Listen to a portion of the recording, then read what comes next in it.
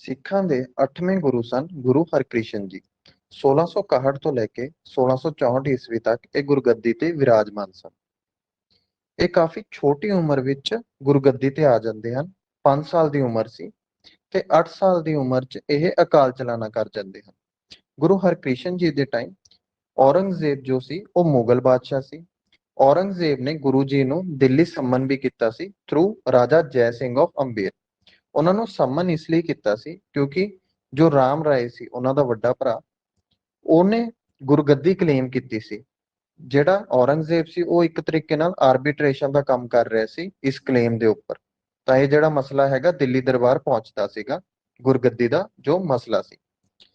ਗੁਰੂ ਹਰਕ੍ਰਿਸ਼ਨ ਜੀ ਦਿੱਲੀ ਜਿਸ ਸਥਾਨ ਤੇ ਰਹੇ ਉੱਥੇ ਅੱਜ ਕੱਲ ਬੰਗਲਾ ਸਾਹਿਬ ਗੁਰਦੁਆਰਾ ਹੈਗਾ। ਅਕਾਲ ਚਲਾਣਾ ਤੋਂ ਪਹਿਲਾਂ ਉਹ ਬਾਬਾ ਬਕਾਲਾ ਕਹਿ ਗਏ ਸਨ। ਬਾਬਾ ਬਕਾਲਾ ਦਾ ਮਤਲਬ ਸੀ, ਗੁਰੂ ਹਰਕ੍ਰਿਸ਼ਨ ਜੀ ਨੇ ਇਸ਼ਾਰਾ ਕੀਤਾ ਵੀ ਜਿਹੜੇ ਅਗਲੇ ਗੁਰੂ ਹਨ ਉਹ ਅੰਮ੍ਰਿਤਸਰ ਦੇ ਬਕਾਲਾ ਸ਼ਹਿਰ ਦੇ ਹਨ। ਮਤਲਬ ਕਿ ਉਹ ਬਕਾਲਾ ਜੋ ਕਿ ਅੱਜ ਕੱਲ ਅੰਮ੍ਰਿਤਸਰ ਜ਼ਿਲ੍ਹੇ ਦੇ ਵਿੱਚ ਹੈ, ਉੱਥੇ ਨੈਕਸਟ ਗੁਰੂ ਹਨ। ਧੀਰਮਲ ਜਾਂ ਰਾਮ ਰਾਏ ਨੈਕਸਟ ਗੁਰੂ ਨਹੀਂ ਹੋਣਗੇ, ਇਹ ਗੁਰੂ ਹਰਕ੍ਰਿਸ਼ਨ ਜੀ ਕਹਿ ਗਏ ਸਨ। ਕਿਉਂਕਿ ਧੀਰਮਲ ਨੂੰ ਵੀ ਪੰਥ ਤੋਂ ਇੱਕ ਤਰੀਕੇ ਨਾਲ ਛੇਕਣ ਦਾ ਕੰਮ ਕੀਤਾ ਸੀਗਾ। ਜਿਹੜੇ ਗੁਰੂ ਹਰਰਾਏ ਜੀ ਸੀ ਉਹਨਾਂ ਨੂੰ ਗੁਰਗੱਦੀ ਦਿੱਤੀ ਗਈ, ਗੁਰੂ ਹਰਗੋਬਿੰਦ ਜੀ ਨੇ ਧੀਰਮਲ ਨੂੰ ਗੁਰਗੱਦੀ ਨਹੀਂ ਦਿੱਤੀ, ਪਰ ਧੀਰਮਲ ਕਲੇਮ ਕਰ ਰਿਹਾ ਸੀ। ਉਸ ਤੋਂ ਬਾਅਦ ਗੁਰੂ ਹਰਰਾਏ ਜੀ ਨੇ ਗੁਰੂ ਹਰਕ੍ਰਿਸ਼ਨ ਜੀ ਨੂੰ ਗੁਰਗੱਦੀ ਦਿੱਤੀ ਤੇ ਰਾਮ ਰਾਏ ਦੇ ਕਲੇਮ ਨੂੰ ਨਹੀਂ ਅਪਣਾਇਆ, ਕਿਉਂਕਿ ਰਾਮ ਰਾਏ ਨੇ ਉਹਨਾਂ ਨਾਲ ਇੱਕ ਤਰੀਕੇ ਨਾਲ ਧੋਖਾ ਕੀਤਾ ਸੀ, ਉਹਨਾਂ ਦਾ ਟਰਸਟ ਬ੍ਰੇਕ ਕੀਤਾ ਸੀਗਾ। ਤਾਂ ਇਸ ਤੋਂ ਬਾਅਦ ਜਿਹੜੇ ਉਹਨਾਂ ਦੇ ਅਨੁਆਈ ਨੇ ਉਹਨਾਂ ਨੂੰ ਰਾਮ ਰਾਏ ਕਹਿੰਦੇ ਆਪਾਂ, ਤੇ ਧੀਰਮਲ ਦੇ ਜਿਹੜੇ ਅਨੁਆਈ ਨੇ ਉਹਨਾਂ ਨੂੰ ਧੀਰਮੱਲੀਏ ਕਹਿੰਦੇ ਹੈਗੇ ਆ। ਜਿਹੜੇ ਇਹ ਦੋ ਗਰੁੱਪ ਸਨ ਇਹ ਸਿੱਖੀਜ਼ਮ ਤੋਂ ਵੱਖ ਸਨ। ਗੁਰੂ ਹਰਕ੍ਰਿਸ਼ਨ ਜੀ ਨੂੰ ਛੋਟੀ ਉਮਰ ਕਰਕੇ ਬਾਲ ਪੀਰ ਵੀ ਕਿਹਾ ਜਾਂਦਾ ਸੀ, ਚਾਈਲਡ ਪ੍ਰੋਫਿਟ।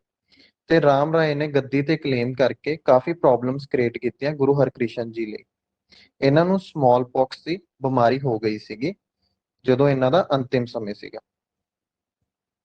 ਉਸ ਤੋਂ ਬਾਅਦ ਗੁਰੂ ਤੇਗ ਬਹਾਦਰ ਜੀ ਗੁਰਗੱਦੀ ਤੇ ਆਉਂਦੇ ਹਨ 1664 ਤੋਂ 1675 ਵਿਚਕਾਰ। ਇਹਨਾਂ ਦੇ ਟਾਈਮ ਪੀਰੀਅਡ ਵਿੱਚ ਵੀ ਔਰੰਗਜ਼ੇਬ ਮੁਗਲ ਬਾਦਸ਼ਾਹ ਸੀ ਤੇ ਇਹ youngest son of Guru Hargobind ji ਸਨ। ਮਤਲਬ ਗੁਰੂ ਹਰਗੋਬਿੰਦ ਜੀ ਦੇ ਯੰਗੈਸਟ ਪੁੱਤਰ ਨੇ। ਤੇ ਜਿਹੜੀ ਗੁਰਗੱਦੀ ਹੈਗੀ ਆ ਗੁਰੂ ਹਰਕ੍ਰਿਸ਼ਨ ਜੀ ਤੋਂ ਗੁਰੂ ਤੇਗ ਬਹਾਦਰ ਨੂੰ ਜਾਂਦੀ ਆ, ਜੋ ਕਿ ਇੱਕ ਤਰੀਕੇ ਨਾਲ ਰਿਸ਼ਤੇ 'ਚ ਉਹਨਾਂ ਦੇ ਦਾਦਾ ਜੀ ਲੱਗਦੇ। ਇਹ ਕਿਹਾ ਜਾਂਦਾ ਹੈਗਾ ਵੀ ਮੱਖਣ ਸ਼ਾਹ ਲੁਬਾਣਾ ਨੇ ਇਹਨਾਂ ਨੂੰ ਪਰਸੂਏਡ ਕੀਤਾ ਗੁਰਗੱਦੀ ਲਈ। ਇਹਨਾਂ ਲਈ ਇੱਕ ਸਾਖੀ ਫੇਮਸ ਹੈਗੀ ਆ ਗੁਰੂ ਤੇਗ ਬਹਾਦਰ ਜੀ ਦੀ ਮੱਖਣ ਸ਼ਾਹ ਲੁਬਾਣਾ ਨਾਲ, ਕਿ ਮੱਖਣ ਸ਼ਾਹ ਲੁਬਾਣਾ ਇੱਕ ਵਪਾਰੀ ਸੀ, ਇਹਦਾ ਜਹਾਜ਼ ਡੁੱਬ ਰਿਹਾ ਸੀ। ਇਹਨੇ ਅਰਦਾਸ ਕੀਤੀ ਵੀ ਜੇ ਗੁਰੂ ਜੀ ਇਹਨਾਂ ਦੇ ਜਹਾਜ਼ ਨੂੰ ਡੁੱਬਣ ਤੋਂ ਬਚਾ ਲੈਂਦੇ ਨੇ ਤਾਂ ਇਹ 500 ਮੋਹਰਾਂ ਜਿਹੜੀਆਂ ਹੈਗੀਆਂ ਨੇ ਗੁਰੂ ਜੀ ਨੂੰ ਭੇਂਟ ਕਰਨਗੇ। ਇਹਨਾਂ ਦਾ ਜਹਾਜ਼ ਬਚ ਜਾਂਦਾ ਹੈਗਾ। ਬਕਾਲੇ ਵਿੱਚ ਜਦੋਂ ਇਹ ਜਾਂਦੇ ਨੇ ਉੱਥੇ ਬਹੁਤ ਸਾਰੇ ਲੋਕ ਗੁਰਗੱਦੀ ਕਲੇਮ ਕਰ ਰਹੇ ਨੇ ਗੁਰੂ ਜੀ ਦੇ ਪਰਿਵਾਰ ਚੋਂ। ਤੇ ਮੱਖਣ ਸ਼ਾਹ ਲੁਬਾਣਾ ਉਹਨਾਂ ਨੇ ਕੀ ਕੀਤਾ, ਦੋ ਸੋਨੇ ਦੀਆਂ ਮੋਹਰਾਂ ਰੱਖਣੀਆਂ ਸ਼ੁਰੂ ਕਰ ਦਿੱਤੀਆਂ ਹਰੇਕ ਬੰਦੇ ਕੋਲ ਜੋ ਵੀ ਗੁਰਗੱਦੀ ਕਲੇਮ ਕਰ ਰਿਹਾ ਸੀ। ਪਰ ਜਦੋਂ ਇਹ ਗੁਰੂ ਤੇਗ ਬਹਾਦਰ ਜੀ ਕੋਲ ਜਾਂਦੇ ਨੇ 2 ਮੋਹਰਾਂ ਰੱਖਦੇ ਨੇ, ਇਹ ਕਿਹਾ ਜਾਂਦਾ ਹੈਗਾ ਵੀ ਗੁਰੂ ਤੇਗ ਬਹਾਦਰ ਜੀ ਕਹਿੰਦੇ ਹਨ ਵੀ ਬਾਕੀ ਦੀਆਂ 498 ਮੋਹਰਾਂ ਕਿੱਥੇ। ਤਾਂ ਮੱਖਣ ਸ਼ਾਹ ਲੁਬਾਣਾ ਬਾਹਰ ਆ ਕੇ ਕਾਫੀ ਰੌਲਾ ਪਾਉਂਦੇ ਹਨ ਵੀ ਗੁਰੂ ਲਾਦੋ ਰੇ, ਗੁਰੂ ਲਾਦੋ ਰੇ, ਮਤਲਬ ਕਿ ਗੁਰੂ ਜੀ ਲੱਭ ਗਏ ਹਨ। ਤਾਂ ਇਹ ਜਿਹੜੀ ਸਾਖੀ ਫੇਮਸ ਹੈ ਮੱਖਣ ਸ਼ਾਹ ਲੁਬਾਣਾ ਬਾਰੇ। ਗੁਰੂ ਤੇਗ ਬਹਾਦਰ ਜੀ ਨੇ ਸ਼ਹਿਰ ਵਸਾਇਆ ਅਨੰਦਪੁਰ ਸਾਹਿਬ 1665 ਈਸਵੀ ਵਿੱਚ। ਪਹਿਲਾਂ ਇਸ ਦਾ ਨਾਮ ਚੱਕ ਨਾਨਕੀ ਹੁੰਦਾ ਸੀ। Long journeys to preach the message of Baba Nanak. ਤਾਂ ਬਾਬਾ ਨਾਨਕ ਵਾਂਗ ਇਹਨਾਂ ਨੇ ਵੀ ਲੌਂਗ ਜਰਨੀਜ਼ ਕੀਤੀਆਂ ਨੇ। ਇਹਨਾਂ ਨੇ ਵੀ ਧਰਮ ਪ੍ਰਚਾਰ ਲਈ ਲੰਬੀਆਂ ਯਾਤਰਾਵਾਂ ਕੀਤੀਆਂ। ਇਹ ਦਿੱਲੀ ਗਏ, ਆਗਰਾ ਗਏ, ਇਲਾਹਾਬਾਦ, ਗਿਆ, ਪਟਨਾ, ਧੁਬਰੀ ਜੋ ਅਸਾਮ ਵਿੱਚ ਹੈ। ਤਾਂ ਇਹ ਬਹੁਤ ਜਗ੍ਹਾ ਘੁੰਮੇ। ਅਸਾਮ ਵਿੱਚ ਇਹਨਾਂ ਨੇ ਪੀਸ ਵੀ ਬਣਾਇਆ ਅਸਾਮ ਫੋਰਸਿਸ ਤੇ ਮੁਗਲਸ ਦੇ ਵਿਚਕਾਰ। ਉੱਥੇ ਅਸਾਮ ਫੋਰਸਿਸ ਤੇ ਮੁਗਲਸ ਦੇ ਵਿੱਚ ਜੰਗ ਹੋ ਰਹੀ ਸੀ, ਮਤਲਬ ਮੁਗਲ ਫੌਜ ਵੱਧ ਰਹੀ ਸੀ ਅਸਾਮ ਵੱਲ। ਉੱਥੇ ਇਹਨਾਂ ਦੀ ਮੀਡੀਏਸ਼ਨ ਥਰੂ ਮੰਨਿਆ ਜਾਂਦਾ ਹੈਗਾ ਵੀ ਪੀਸ ਆਇਆ ਸੀਗਾ ਤੇ ਦੋਨੇ ਫੋਰਸਿਸ ਨੇ ਲੜਾਈ ਨਹੀਂ ਕੀਤੀ। ਗੁਰੂ ਤੇਗ ਬਹਾਦਰ ਜੀ ਇੱਕ ਚੀਜ਼ ਲਈ ਫੇਮਸ ਹਨ, ਹਿੰਦ ਦੀ ਚਾਦਰ ਉਹਨਾਂ ਨੂੰ ਕਿਹਾ ਜਾਂਦਾ ਸੀ। ਤਾਂ ਇਹ ਵੀ ਇੱਕ ਇੰਪੋਰਟੈਂਟ ਚੀਜ਼ ਜੁੜੀ ਹੋਈ ਹੈ ਗੁਰੂ ਤੇਗ ਬਹਾਦਰ ਜੀ ਨਾਲ। ਸ਼ੇਰ ਅਫਗਾਨ ਮੁਗਲ ਗਵਰਨਰ ਸੀ ਕਸ਼ਮੀਰ ਦਾ। ਤਾਂ ਕਸ਼ਮੀਰ 'ਚ ਫੋਰਸਫੁਲ ਕਨਵਰਜਨ ਚੱਲ ਰਹੀਆਂ ਸਨ। ਔਰੰਗਜ਼ੇਬ ਵੀ ਜਿਹੜਾ ਮੁਗਲ ਬਾਦਸ਼ਾਹ ਸੀ, ਇਹ ਕਾਫੀ ਜ਼ਿਆਦਾ ਰਿਲੀਜੀਅਸ ਬਾਇਗੋਟਰੀ ਪ੍ਰੈਕਟਿਸ ਕਰ ਰਿਹਾ ਸੀ, ਰਿਲੀਜੀਅਸ ਬਾਇਗੋਟ ਸੀਗਾ। ਮਤਲਬ ਇਹ ਦੂਸਰੇ ਧਰਮਾਂ ਨੂੰ ਸਹਿਣ ਨਹੀਂ ਕਰ ਰਿਹਾ ਸੀ। ਤੇ ਕਸ਼ਮੀਰੀ ਪੰਡਤਾਂ ਦੀ ਡੈਲੀਗੇਸ਼ਨ ਜਾਂਦੀ ਹੈਗੀ ਗੁਰੂ ਜੀ ਕੋਲ, ਤੇ ਉਹ ਕਹਿੰਦੇ ਹਨ ਵੀ ਉਹਨਾਂ ਨੂੰ ਫੋਰਸਫੁਲੀ ਕਨਵਰਟ ਕੀਤਾ ਜਾ ਰਿਹਾ, ਤੁਸੀਂ ਸਾਡੀ ਮਦਦ ਕਰੋ। ਤਾਂ ਗੁਰੂ ਜੀ ਜਵਾਬ ਦਿੰਦੇ ਨੇ ਵੀ ਔਰੰਗਜ਼ੇਬ ਨੂੰ ਕਹਿ ਦਿਓ, ਜਾਂ ਤੁਸੀਂ ਆਪਣੇ ਗਵਰਨਰ ਨੂੰ ਕਹੋ, ਮੁਗਲ ਗਵਰਨਰ ਨੂੰ, ਵੀ ਗੁਰੂ ਤੇਗ ਬਹਾਦਰ ਜੀ ਜੇ ਇਸਲਾਮ ਕਬੂਲ ਕਰ ਲੈਣਗੇ ਤਾਂ ਅਸੀਂ ਵੀ ਕਰ ਲਵਾਂਗੇ। ਫਿਰ ਗੁਰੂ ਤੇਗ ਬਹਾਦਰ ਜੀ ਨੂੰ ਸਮਨ ਕੀਤਾ ਜਾਂਦਾ ਹੈਗਾ ਦਿੱਲੀ। ਇਹ ਸੈਕਰੀਫਾਈਸ ਲਈ ਉਹਨਾਂ ਨੂੰ ਹਿੰਦ ਦੀ ਚਾਦਰ ਕਿਹਾ ਜਾਂਦਾ ਹੈਗਾ। ਉੱਥੇ ਉਹਨਾਂ ਨੂੰ ਕਿਹਾ ਜਾਂਦਾ ਹੈਗਾ ਕਿ ਉਹ ਇਸਲਾਮ ਕਬੂਲ ਕਰ ਲੈਣ। ਉਹ ਇਹ ਚੀਜ਼ ਨੂੰ ਨਹੀਂ ਮੰਨਦੇ। ਫਿਰ ਬਿਹੈਡਿੰਗ ਹੁੰਦੀ ਆ ਉਹਨਾਂ ਦੀ ਚਾਂਦਨੀ ਚੌਕ 1675 ਈਸਵੀ ਵਿੱਚ। ਤਾਂ ਉਹਨਾਂ ਨੂੰ ਸ਼ਹੀਦ ਕਰ ਦਿੱਤਾ ਜਾਂਦਾ ਹੈ। ਉਹਨਾਂ ਦੇ ਨਾਲ ਦੋ ਹੋਰ ਐਗਜ਼ੀਕਿਊਸ਼ਨਸ ਵੀ ਹੁੰਦੀਆਂ ਨੇ, ਭਾਈ ਮਤੀ ਦਾਸ ਤੇ ਭਾਈ ਦਿਆਲਾ ਜੀ ਦੀ। ਤੇ ਜਿੱਥੇ ਐਗਜ਼ੀਕਿਊਸ਼ਨਸ ਹੋਈਆਂ, ਸ਼ਹੀਦ ਕੀਤਾ ਗਿਆ, ਉੱਥੇ ਗੁਰਦੁਆਰਾ ਸੀਸਗੰਜ ਹੈ।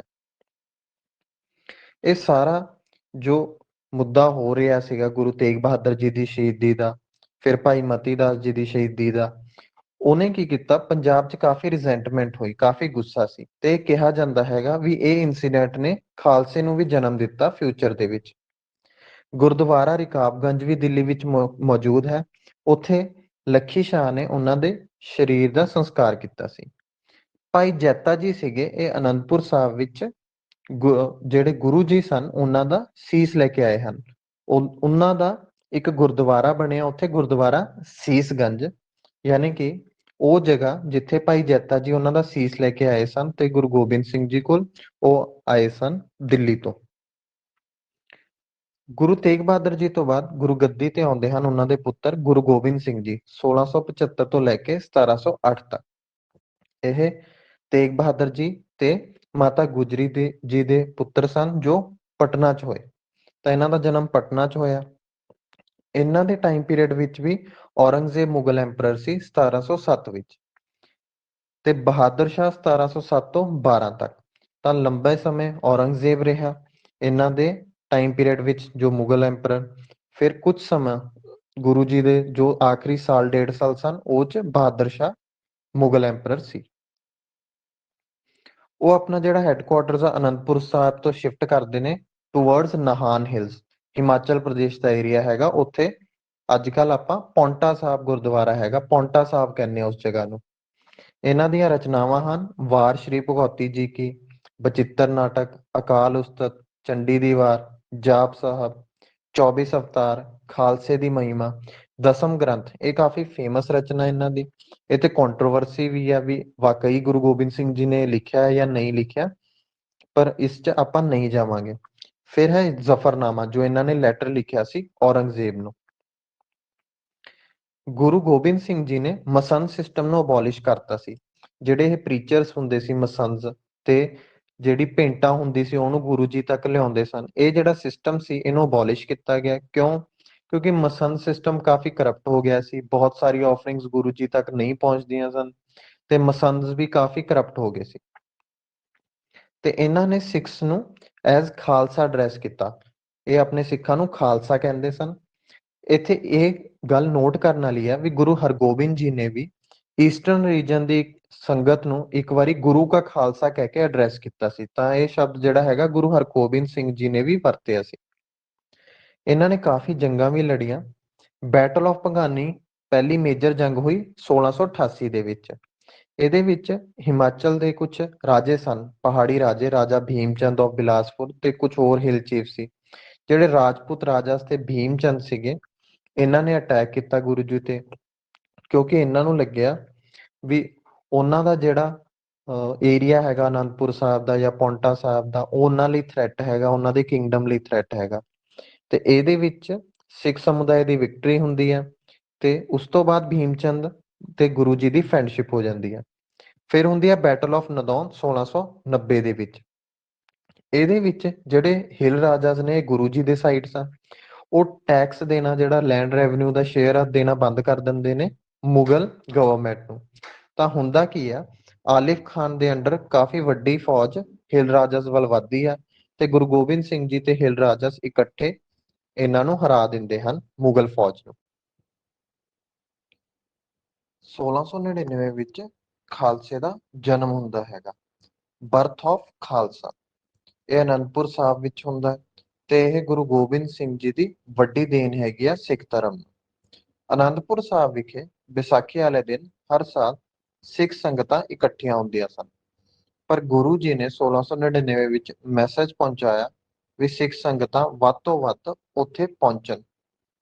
ਜਦੋਂ ਉਹ ਸਿੱਖ ਸੰਗਤ ਮੂਹਰੇ ਆਏ ਤਾਂ ਗੁਰੂ ਜੀ ਨੇ ਇੱਕ ਡਿਫਰੈਂਟ ਤਰੀਕੇ ਦਾ ਬਾਣਾ ਪਾਇਆ ਹੋਇਆ ਸੀ। ਉਹਨਾਂ ਦਾ ਵੱਖਰਾ ਬਾਣਾ ਸੀਗਾ, ਕੇਸਰੀ ਰੰਗ ਦੇ ਕੱਪੜੇ ਪਾਏ ਹੋਏ ਸੀਗੇ ਤੇ ਨੀਲੇ ਰੰਗ ਦਾ ਕਮਰਬੰਦ ਸੀ ਤੇ ਇੱਕ ਲੰਬੀ ਤਲਵਾਰ ਉਹਨਾਂ ਦੇ ਕੱਪੜੇ ਨਾਲ ਲਟਕ ਰਹੀ ਸੀ। ਉਹਨਾਂ ਨੇ ਜਦੋਂ ਐਡਰੈਸ ਕਰਨਾ ਸ਼ੁਰੂ ਕੀਤਾ ਸੰਗਤ ਨੂੰ ਤਾਂ ਕਿਹਾ ਵੀ ਉਹਨਾਂ ਨੂੰ ਇੱਕ ਸਿਰ ਦੀ ਲੋੜ ਹੈਗੀ ਆ, ਇੱਕ ਸੀਸ ਦੀ ਲੋੜ ਹੈਗੀ ਆ ਸੈਕਰੀਫਾਈਸ ਲਈ। ਤਾਂ ਸੰਗਤ ਵਿੱਚੋਂ ਇੱਕ ਬੰਦਾ ਉੱਠ ਕੇ ਗੁਰੂ ਜੀ ਕੋਲ ਜਾਂਦਾ ਹੈਗਾ, ਗੁਰੂ ਜੀ ਉਸਨੂੰ ਟੈਂਟ ਵਿੱਚ ਲੈ ਜਾਂਦੇ ਨੇ। ਜਦੋਂ ਉਹ ਬਾਹਰ ਆਉਂਦੇ ਨੇ ਟੈਂਟ ਤੋਂ ਤਾਂ ਉਹਨਾਂ ਦੀ ਤਲਵਾਰ ਤੇ ਖੂਨ ਲੱਗਿਆ ਹੁੰਦਾ। ਫਿਰ ਉਹ ਕਹਿੰਦੇ ਨੇ ਉਹਨਾਂ ਨੂੰ ਇੱਕ ਹੋਰ ਸਿਰ ਦੀ ਲੋੜ ਹੈਗੀ ਆ, ਹੋਰ ਸੀਸ ਦੀ ਲੋੜ ਹੈਗੀ ਆ ਸੈਕਰੀਫਾਈਸ ਲਈ। ਇਸ ਤਰੀਕੇ ਨਾਲ ਇੱਕ ਹੋਰ ਬੰਦਾ ਉਹਨਾਂ ਕੋਲ ਜਾਂਦਾ ਹੈਗਾ। ਤਾਂ ਐਵੇਂ ਕਰਕੇ 1 ਬਾਏ 1 5 ਜਿਹੜੇ ਬੰਦੇ ਨੇ ਉਹਨਾਂ ਕੋਲ ਜਾਂਦੇ ਨੇ ਤੇ ਗੁਰੂ ਜੀ ਹਰੇਕ ਨੂੰ ਟੈਂਟ ਵਿੱਚ ਲੈ ਜਾਂਦੇ ਨੇ। ਇਹ ਜਦੋਂ ਪ੍ਰੋਸੈਸ ਖਤਮ ਹੁੰਦਾ ਹੈਗਾ ਤਾਂ ਪੰਜਾਂ ਨੂੰ ਉਹ ਟੈਂਟ ਤੋਂ ਬਾਹਰ ਲੈ ਕੇ ਆਉਂਦੇ ਨੇ। ਉਹਨਾਂ ਦੇ ਨਾਮ ਸਨ ਦਿਆਰ ਰਾਮ, ਧਰਮਦਾਸ, ਮੋਹਕਮ ਚੰਦ, ਹਿੰਮਤ ਸਿੰਘ ਤੇ ਸਾਹਿਬ ਚੰਦ। ਫਿਰ ਉਹਨਾਂ ਨੂੰ ਉਹ ਅੰਮ੍ਰਿਤ ਛਕਾਉਂਦੇ ਨੇ, ਬੈਪਟਾਈਜ਼ ਕਰਦੇ ਨੇ।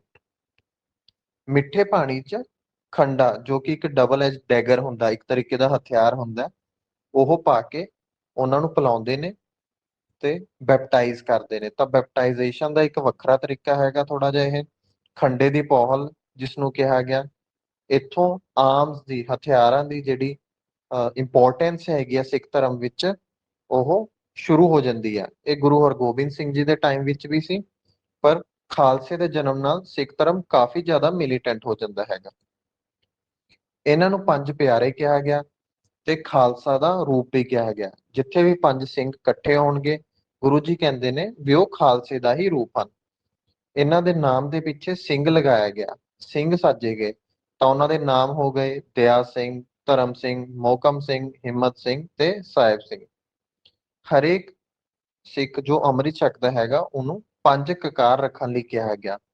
ਕੇਸ਼, ਜੋ ਕਿ ਇਸ ਗੱਲ ਦੇ ਪ੍ਰਤੀਕ ਨੇ ਵੀ ਜਿਹੜਾ ਬੰਦਾ ਹੈਗਾ ਉਹ ਰੱਬ ਦੀ ਰਜ਼ਾ 'ਚ ਰਹਿੰਦਾ ਜਾਂ ਰੱਬ ਦੇ ਹੁਕਮ 'ਚ, ਕਿਉਂਕਿ ਕੇਸ਼ ਰੱਬ ਵੱਲੋਂ ਬੰਦੇ ਨੂੰ ਦਿੱਤੇ ਜਾਂਦੇ ਹਨ।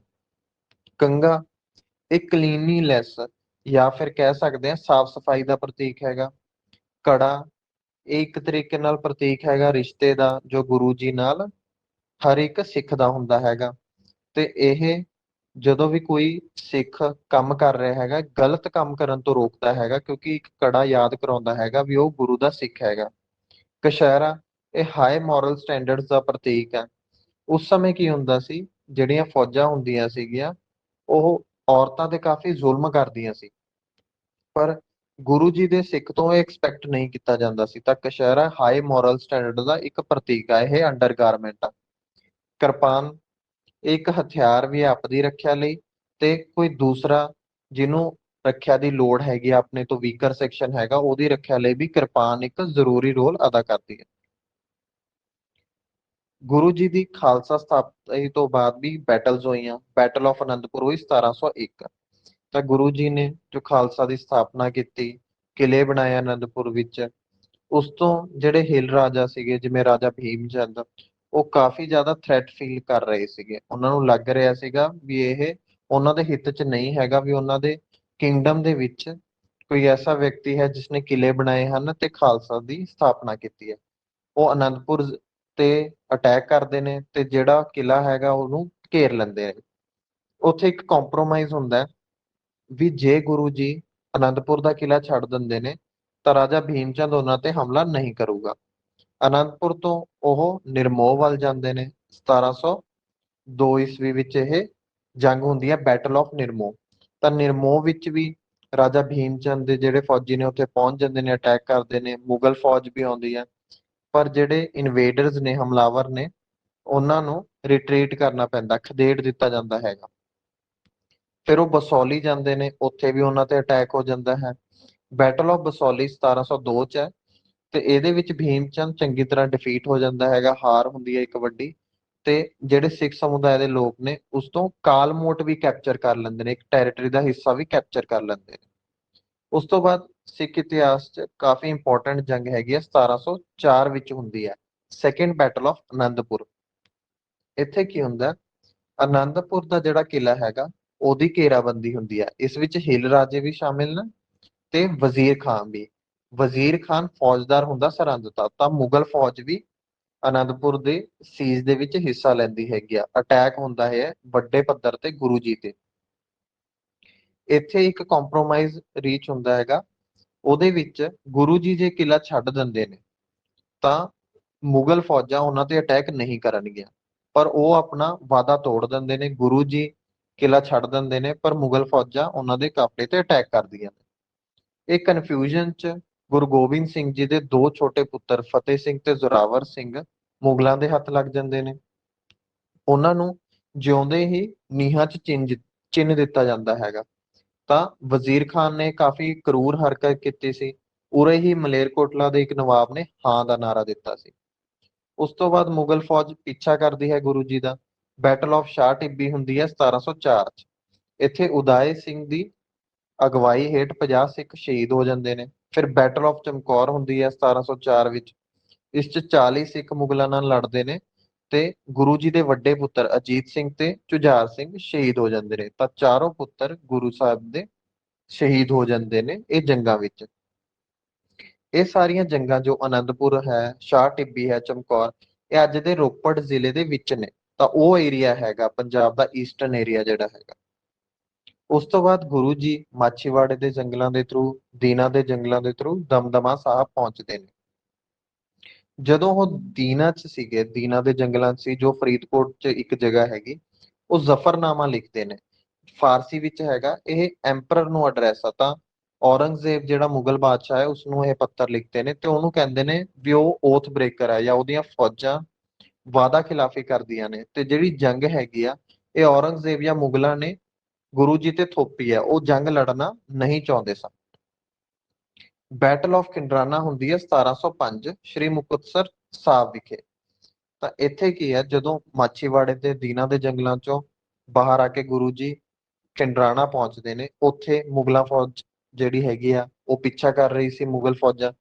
ਮੁਗਲ ਫੌਜ ਜੰਗ ਲੜਦੀ ਹੈ ਤੇ 40 ਮੁਕਤੇ 40 ਜਣੇ ਸ਼ਹੀਦ ਹੋ ਜਾਂਦੇ ਨੇ ਤੇ ਮੁਗਲਾਂ ਦੀ ਹਾਰ ਵੀ ਹੁੰਦੀ ਹੈ। ਤਾਂ ਇਹ ਜੰਗ 'ਚ ਮੁਗਲਾਂ ਦੀ ਹਾਰ ਹੁੰਦੀ ਹੈ, ਮੁਗਲਾਂ ਨੂੰ ਖਦੇੜ ਦਿੱਤਾ ਜਾਂਦਾ ਹੈ। ਬੈਟਲ ਆਫ ਖਿੰਡਰਾਣਾ ਇੰਪੋਰਟੈਂਟ ਬੈਟਲ ਹੈ। ਇਸ ਤੋਂ ਬਾਅਦ ਗੁਰੂ ਜੀ ਤਲਵੰਡੀ ਸਾਬੋ ਬਠਿੰਡੇ ਵਿਖੇ ਜਾਂਦੇ ਨੇ। ਤਾਂ ਬਠਿੰਡੇ ਜ਼ਿਲ੍ਹੇ ਵਿੱਚ ਹੈ ਤਲਵੰਡੀ ਸਾਬੋ, ਉਹਨੂੰ ਆਪਾਂ ਦਮਦਮਾ ਸਾਹਿਬ ਵੀ ਕਹਿੰਦੇ ਹਾਂ। ਇੱਥੇ ਉਹ ਦਸਮ ਗ੍ਰੰਥ ਦੀ ਰਚਨਾ ਕਰਦੇ ਨੇ। ਇਸ ਜਗ੍ਹਾ ਨੂੰ ਗੁਰੂ ਕੀ ਕਾਸ਼ੀ ਵੀ ਕਿਹਾ ਜਾਣ ਲੱਗ ਪੈਂਦਾ ਹੈ, ਕਿਉਂਕਿ ਗੁਰੂ ਜੀ ਦਸਮ ਗ੍ਰੰਥ ਲਿਖ ਰਹੇ ਸਨ। ਤੇ ਉਸ ਵੇਲੇ ਦੀ ਸਿਚੁਏਸ਼ਨ ਕੀ ਸੀ, ਜਦੋਂ ਗੁਰੂ ਗੋਬਿੰਦ ਸਿੰਘ ਜੀ ਦਾ ਟਾਈਮ ਪੀਰੀਅਡ ਸੀ, ਸਿਚੁਏਸ਼ਨ ਕੀ ਸੀ? ਇੱਕ ਤਾਂ ਉਦਾਸੀ ਸੈਕਟ ਸੀਗਾ ਸ਼੍ਰੀ ਚੰਦ ਜੀ ਦਾ, ਜੋ ਗੁਰੂ ਨਾਨਕ ਦੇਵ ਜੀ ਦੇ ਪੁੱਤਰ ਸਨ। ਉਸ ਤੋਂ ਇਲਾਵਾ ਮੀਨਾਸ ਕਾਫੀ ਇੰਪੋਰਟੈਂਟ ਸੈਕਟ ਹੋ ਗਿਆ। ਗੁਰੂ ਅਰਜਨ ਦੇਵ ਜੀ ਦੇ ਭਰਾ ਪ੍ਰਿਥੀ ਚੰਦ ਦੇ ਫਾਲੋਅਰ ਸਨ। ਫਿਰ ਗੁਰੂ ਹਰਰਾਏ ਜੀ ਦੇ ਭਰਾ ਸਨ ਧੀਰਮਲ, ਉਹਨਾਂ ਦੇ ਫਾਲੋਅਰ ਧੀਰ ਮੱਲੀਏ। ਗੁਰੂ ਹਰਕ੍ਰਿਸ਼ਨ ਜੀ ਦੇ ਭਾਈ ਸਨ ਰਾਮ ਰਾਏ, ਉਹਨਾਂ ਦੇ ਫਾਲੋਅਰਸ ਰਾਮ ਰਾਏ। ਤਾਂ ਇਹ ਤਿੰਨ ਸੈਕਟ ਸਨ ਤੇ ਇਹਨਾਂ ਨੇ ਕਾਫੀ ਤੰਗ ਕੀਤਾ ਗੁਰੂਆਂ ਨੂੰ, ਗੁਰੂਜ਼ ਦੀ ਫੈਮਲੀਜ਼ ਨੂੰ ਵੀ। ਤਾਂ ਇਹ ਤਿੰਨ ਸੈਕਟ ਕੰਮ ਕਰ ਰਹੇ ਸਨ। ਉਸ ਤੋਂ ਇਲਾਵਾ ਲੋਕ ਕਾਫੀ ਸਬਮਿਸਿਵ ਸੀਗੇ, ਉਹ ਮੁਗਲ ਐਮਪਾਇਰ ਤੋਂ ਡਰਦੇ ਵੀ ਸੀ, ਮੁਗਲ ਫੌਜਾਂ ਦਾ ਖੌਫ ਵੀ ਸੀ। ਤਾਂ ਇਸ ਤਰੀਕੇ ਦੇ ਹਾਲਾਤ ਸਨ। ਗੁਰੂ ਜੀ ਦੇ ਨਾਲ ਇੱਕ ਹੋਰ ਇੰਪੋਰਟੈਂਟ ਪਰਸਨੈਲਿਟੀ ਨੇ, ਪੀਰ ਬੁੱਧੂ ਸ਼ਾਹ, ਕਾਫੀ ਰਿਲੇਟਡ ਨੇ ਉਹਨਾਂ ਨਾਲ। ਇਹ ਇੰਪੋਰਟੈਂਟ ਪਰਸਨੈਲਿਟੀ ਨੇ ਉਹਨਾਂ ਦੀ ਟਾਈਮ ਪੀਰੀਅਡ ਦੇ। ਇਹ ਸਧੌਰਾ ਦੇ ਸੀਗੇ, ਜੋ ਹਰਿਆਣਾ ਵਿੱਚ ਇੱਕ ਜਗ੍ਹਾ। 1704 ਵਿੱਚ ਇਹਨਾਂ ਨੂੰ ਇਸ ਲਈ ਐਗਜ਼ੀਕਿਊਟ ਕੀਤਾ ਗਿਆ ਕਿਉਂਕਿ ਗੁਰੂ ਗੋਬਿੰਦ ਸਿੰਘ ਜੀ ਦੀ ਇਹਨਾਂ ਨੇ ਮਦਦ ਕੀਤੀ ਸੀ। ਤਾਂ ਇਹ ਪੀਰ ਬੁੱਧੂ ਸ਼ਾਹ ਜੀ ਹਨ, ਇਹ ਸੂਫੀ ਸੇਂਟ ਸੀਗੇ। ਅਨੰਦਪੁਰ ਸਾਹਿਬ ਵਿਖੇ ਗੁਰੂ ਜੀ 4 ਕਿਲੇ ਬਣਾਉਂਦੇ ਨੇ, ਆਨੰਦਗੜ੍ਹ, ਲੋਹਗੜ੍ਹ, ਕੇਸ਼ਗੜ੍ਹ ਤੇ ਫਤਿਹਗੜ੍ਹ। ਕੇਸ਼ਗੜ੍ਹ ਇਸ ਲਈ ਇੰਪੋਰਟੈਂਟ ਆ ਕਿਉਂਕਿ ਉਹ ਜਗ੍ਹਾ ਤੇ ਖਾਲਸਾ ਦੀ ਸਥਾਪਨਾ ਹੋਈ ਸੀ। ਤੇ ਇਹ ਕਿਹਾ ਜਾਂਦਾ ਹੈਗਾ ਸਿੱਖ ਧਰਮ ਚਰਨ ਪਹਲ ਤੋਂ ਖੰਡੇ ਦੀ ਪਹਲ ਵੱਲ ਵਧਿਆ ਸੀਗਾ। ਇਹ ਕੀ ਕਨਸੈਪਟ ਆ? ਦੇਖੋ, ਖੰਡੇ ਦੀ ਪੌਲ ਆਪਾਂ ਡਿਸਕਸ ਕੀਤੀ ਹੈਗੀ ਆ ਵੀ ਖੰਡਾ ਪਾਣੀ 'ਚ, ਮਿੱਠੇ ਪਾਣੀ 'ਚ ਪਾ ਕੇ ਜੋ ਪਾਣੀ ਪਿਲਾਇਆ ਗਿਆ, ਫਿਰ ਉਹਨੂੰ ਆਪਾਂ ਕਹਿ ਰਹੇ ਹਾਂ ਅੰਮ੍ਰਿਤ ਛਕਾਇਆ ਗਿਆ, ਉਹ ਖੰਡੇ ਦੀ ਪੌਲ ਆ। ਉਸ ਤੋਂ ਪਹਿਲਾਂ ਇੱਕ ਹੋਰ ਚਰਨ ਪੌਲ ਫੇਮਸ ਸੀਗੀ। ਤਾਂ ਇਹ ਸੈਰੇਮਨੀ ਕੀ ਹੁੰਦੀ ਸੀਗੀ? ਇਹ ਮੰਨਿਆ ਜਾਂਦਾ ਸੀ ਵੀ ਜਿਹੜੇ ਪਹਿਲਾਂ ਦੇ ਗੁਰੂ ਸਾਹਿਬ ਸਨ, ਉਹਨਾਂ ਦੇ ਪੈਰ ਪਾਣੀ 'ਚ ਪਾਏ ਜਾਂਦੇ ਸੀ, ਫਿਰ ਉਹ ਪਾਣੀ ਪੀਤਾ ਜਾਂਦਾ ਸੀ ਤੇ ਇਸ ਤਰੀਕੇ ਨਾਲ ਬੈਪਟਾਈਜੇਸ਼ਨ ਦੀ ਸੈਰੇਮਨੀ ਹੁੰਦੀ ਸੀ। ਪਰ ਕੰਟਰੋਵਰਸੀ ਵੀ ਹੈ ਇਸ ਬਾਰੇ, ਕਿਉਂਕਿ ਕਈ ਸਕਾਲਰਸ ਲਿਖਦੇ ਨੇ ਮੈਟਾਮੋਰਫਿਕਲ ਸੈਂਸ 'ਚ ਕਿਹਾ ਜਾਂਦਾ ਸੀ, ਕਿਉਂਕਿ ਜਦੋਂ ਕੋਈ ਵੀ ਸਿੱਖ ਸਮੁਦਾਇ ਦਾ ਹਿੱਸਾ ਬਣਦਾ ਸੀ ਉਸ ਸਮੇਂ, ਤਾਂ ਉਹ ਗੁਰੂ ਦੇ ਚਰਨਾਂ ਵਿੱਚ ਹੁੰਦਾ ਸੀ, ਤਾਂ ਕਰਕੇ ਚਰਨ ਪੌਲ ਸ਼ਬਦ ਵਰਤਿਆ ਜਾਂਦਾ ਸੀ। ਗੁਰੂ ਗੋਬਿੰਦ ਸਿੰਘ ਜੀ ਦੀ ਟੀਚਿੰਗਸ ਦੀ ਗੱਲ ਕਰੀਏ ਤਾਂ ਜਾਤ ਪਾਤ ਦੇ ਉਹ ਖਿਲਾਫ ਸਨ। ਉਹ ਕਹਿੰਦੇ ਸਨ ਸਿੱਖ ਸਮੁਦਾਇ ਦੇ ਲੋਕਾਂ ਨੂੰ ਆਪਸ ਵਿੱਚ ਵਿਆਹ ਕਰਨਾ ਚਾਹੀਦਾ ਹੈ, ਮਤਲਬ ਖਾਲਸਾ ਦੇ ਆਪਸ ਵਿੱਚ ਬਿਨਾਂ ਜਾਤ ਦੇਖੇ ਵਿਆਹ ਕਰਨੇ ਚਾਹੀਦੇ ਹਨ, ਇੰਟਰ ਮੈਰਿਜਸ ਹੋਣੀਆਂ ਚਾਹੀਦੀਆਂ ਨੇ, ਮੂਰਤੀ ਪੂਜਾ ਨਹੀਂ ਹੋਣੀ ਚਾਹੀਦੀ। ਪੁਰਾਣੇ ਜਿਹੜੇ ਓਕੂਪੇਸ਼ਨਸ ਨੇ ਵਰਨਾ ਸਿਸਟਮ ਦੇ ਤੇ ਰਿਲੀਜੀਅਸ ਬਲੀਫ ਐਂਡ ਪ੍ਰੈਕਟਿਸਿਸ ਨੇ, ਉਹਨਾਂ ਨੂੰ ਤਿਆਗਣਾ ਚਾਹੀਦਾ ਹੈਗਾ। ਤਾਂ ਇਹਦੇ ਤੇ ਬਾਕੀ ਗੁਰੂਆਂ ਨੇ ਵੀ ਫੋਕਸ ਕੀਤਾ ਹੈ, ਪੁਰਾਣੀ ਬਲੀਫਸ ਤੇ ਪ੍ਰੈਕਟਿਸਿਸ ਦੇ ਖਿਲਾਫ ਉਹਨਾਂ ਨੇ ਆਵਾਜ਼ ਉਠਾਈ, ਉਹਦਾ ਕ੍ਰਿਟਿਸਿਜ਼ਮ ਵੀ ਕੀਤਾ। ਤੇ ਉਹ ਕਹਿੰਦੇ ਸਨ ਵੀ ਸਿੱਖੀਜ਼ਮ ਇੱਕ ਡਿਫਰੈਂਟ ਬਲੀਫ ਸਿਸਟਮ ਹੈਗਾ ਉਸ ਟਾਈਮ ਦੇ ਪ੍ਰਚਲਿਤ ਹਿੰਦੂਇਜ਼ਮ ਨਾਲੋਂ, ਤਾਂ ਕਰਕੇ ਇਹਨਾਂ ਦਾ ਵੀ ਇੱਕ ਸਟ੍ਰੈਸ ਸੀਗਾ ਗੁਰੂ ਗੋਬਿੰਦ ਸਿੰਘ ਜੀ ਦਾ ਇਸ ਚੀਜ਼ ਉੱਪਰ। ਮਾਛੀਵਾੜੀ ਦੇ ਜੰਗਲਾਂ 'ਚ ਜਦੋਂ ਗੁਰੂ ਗੋਬਿੰਦ ਸਿੰਘ ਜੀ ਜਾਂਦੇ ਸਨ, ਉਹਨਾਂ ਦੀ ਮਦਦ ਕੀਤੀ ਸੀ ਨੱਬੀ ਖਾਨ ਤੇ ਗੰਨੀ ਖਾਨ ਨੇ। ਇਹ ਵੀ ਇੰਪੋਰਟੈਂਟ ਪਰਸਨੈਲਿਟੀ ਨੇ ਗੁਰੂ ਜੀ ਨਾਲ ਜੁੜੇ ਹੋਏ। ਤਾਂ ਆਪਾਂ ਦੇਖਦੇ ਹਾਂ ਪੀਰ ਬੁੱਧੂ ਸ਼ਾਹ ਜੀ, ਨੱਬੀ ਖਾਨ, ਗੰਨੀ ਖਾਨ, ਇਹ ਮੁਸਲਿਮ ਸਮੁਦਾਇ ਦੇ ਨਾਲ ਤਾਲੁਕਾਤ ਰੱਖਦੇ ਸੀ। ਗੁਰੂ ਜੀ ਦੀ ਕੋਈ ਪਰਸਨਲ ਲੜਾਈ ਨਹੀਂ ਸੀ ਕਿਸੇ ਧਰਮ ਵਿਸ਼ੇਸ਼ ਨਾਲ। ਇਸ ਤੋਂ ਸਾਬਿਤ ਹੋ ਜਾਂਦਾ ਕਿਉਂਕਿ ਉਹਨਾਂ ਦੇ ਮੁਗਲ ਦੋਸਤ ਸੀ ਨਬੀ ਖਾਨ, ਗੰਨੀ ਖਾਨ, ਉਹ ਸਿਰਫ ਆਪਣੀ ਧਰਮ ਦੀ ਰੱਖਿਆ ਲਈ ਲੜ ਰਹੇ ਸਨ। ਗੁਰੂ ਗੋਬਿੰਦ ਸਿੰਘ ਜੀ ਦੇ ਇੱਕ ਕੋਰਟ ਹਿਸਟੋਰੀਅਨ ਸੀਗੇ ਸੈਨਾਪਤ, ਉਹਨਾਂ ਨੇ ਇੱਕ ਰਚਨਾ ਲਿਖੀ ਹੈ ਗੁਰਸ਼ੋਭਾ, ਇਹ ਕਾਫੀ ਫੇਮਸ ਹੈ, ਗੁਰਸ਼ੋਭਾ ਬਾਏ ਸੈਨਾਪਤ। ਇਹ ਮੰਨਿਆ ਜਾਂਦਾ ਹੈ ਵੀ ਗੁਰੂ ਗੋਬਿੰਦ ਸਿੰਘ ਜੀ ਡੈਮੋਕ੍ਰੇਸੀ ਜਾਂ ਲੋਕਤੰਤਰ ਦੇ ਬਿਲੀਵਰ ਸੀਗੇ, ਯਕੀਨ ਰੱਖਦੇ ਸੀ ਲੋਕਤੰਤਰ 'ਚ, ਕਿਉਂਕਿ ਉਹਨਾਂ ਨੇ ਖਾਲਸਾ ਦੀ ਸਥਾਪਨਾ ਕੀਤੀ। ਜਦੋਂ ਅਨੰਦਪੁਰ ਸਾਹਿਬ ਦੀ ਘੇਰਾਬੰਦੀ ਹੋਈ ਅਨੰਦਪੁਰ ਦੇ ਕਿਲੇ ਦੀ, ਤਾਂ ਗੁਰੂ ਜੀ ਨੇ ਇੱਕ ਗੱਲ ਮੰਨੀ ਖਾਲਸੇ ਦੀ, ਵੀ ਖਾਲਸੇ ਜਿੰਨੇ ਸਿੱਖ ਸੰਗਤ ਸੀਗੇ ਉਦੋਂ, ਉਹਨਾਂ ਨੇ ਕਿਹਾ ਵੀ ਗੁਰੂ ਜੀ ਨੂੰ ਕਿਲਾ ਛੱਡਣਾ ਚਾਹੀਦਾ, ਤਾਂ ਉਹ ਚੀਜ਼ ਉਹਨਾਂ ਨੇ ਮੰਨ ਲਈ। ਤਾਂ ਉਹ ਬਿਲੀਵ ਕਰਦੇ ਸੀ ਮਿਊਚੁਅਲ ਡੈਲੀਬਰੇਸ਼ਨਸ ਜਾਂ ਫਿਰ sovereignty of the general will of the people, ਮਤਲਬ ਸੰਪ੍ਰਭੂਤਾ ਆਮ ਲੋਕਾਂ ਕੋਲ ਹੋਣੀ ਚਾਹੀਦੀ ਆ।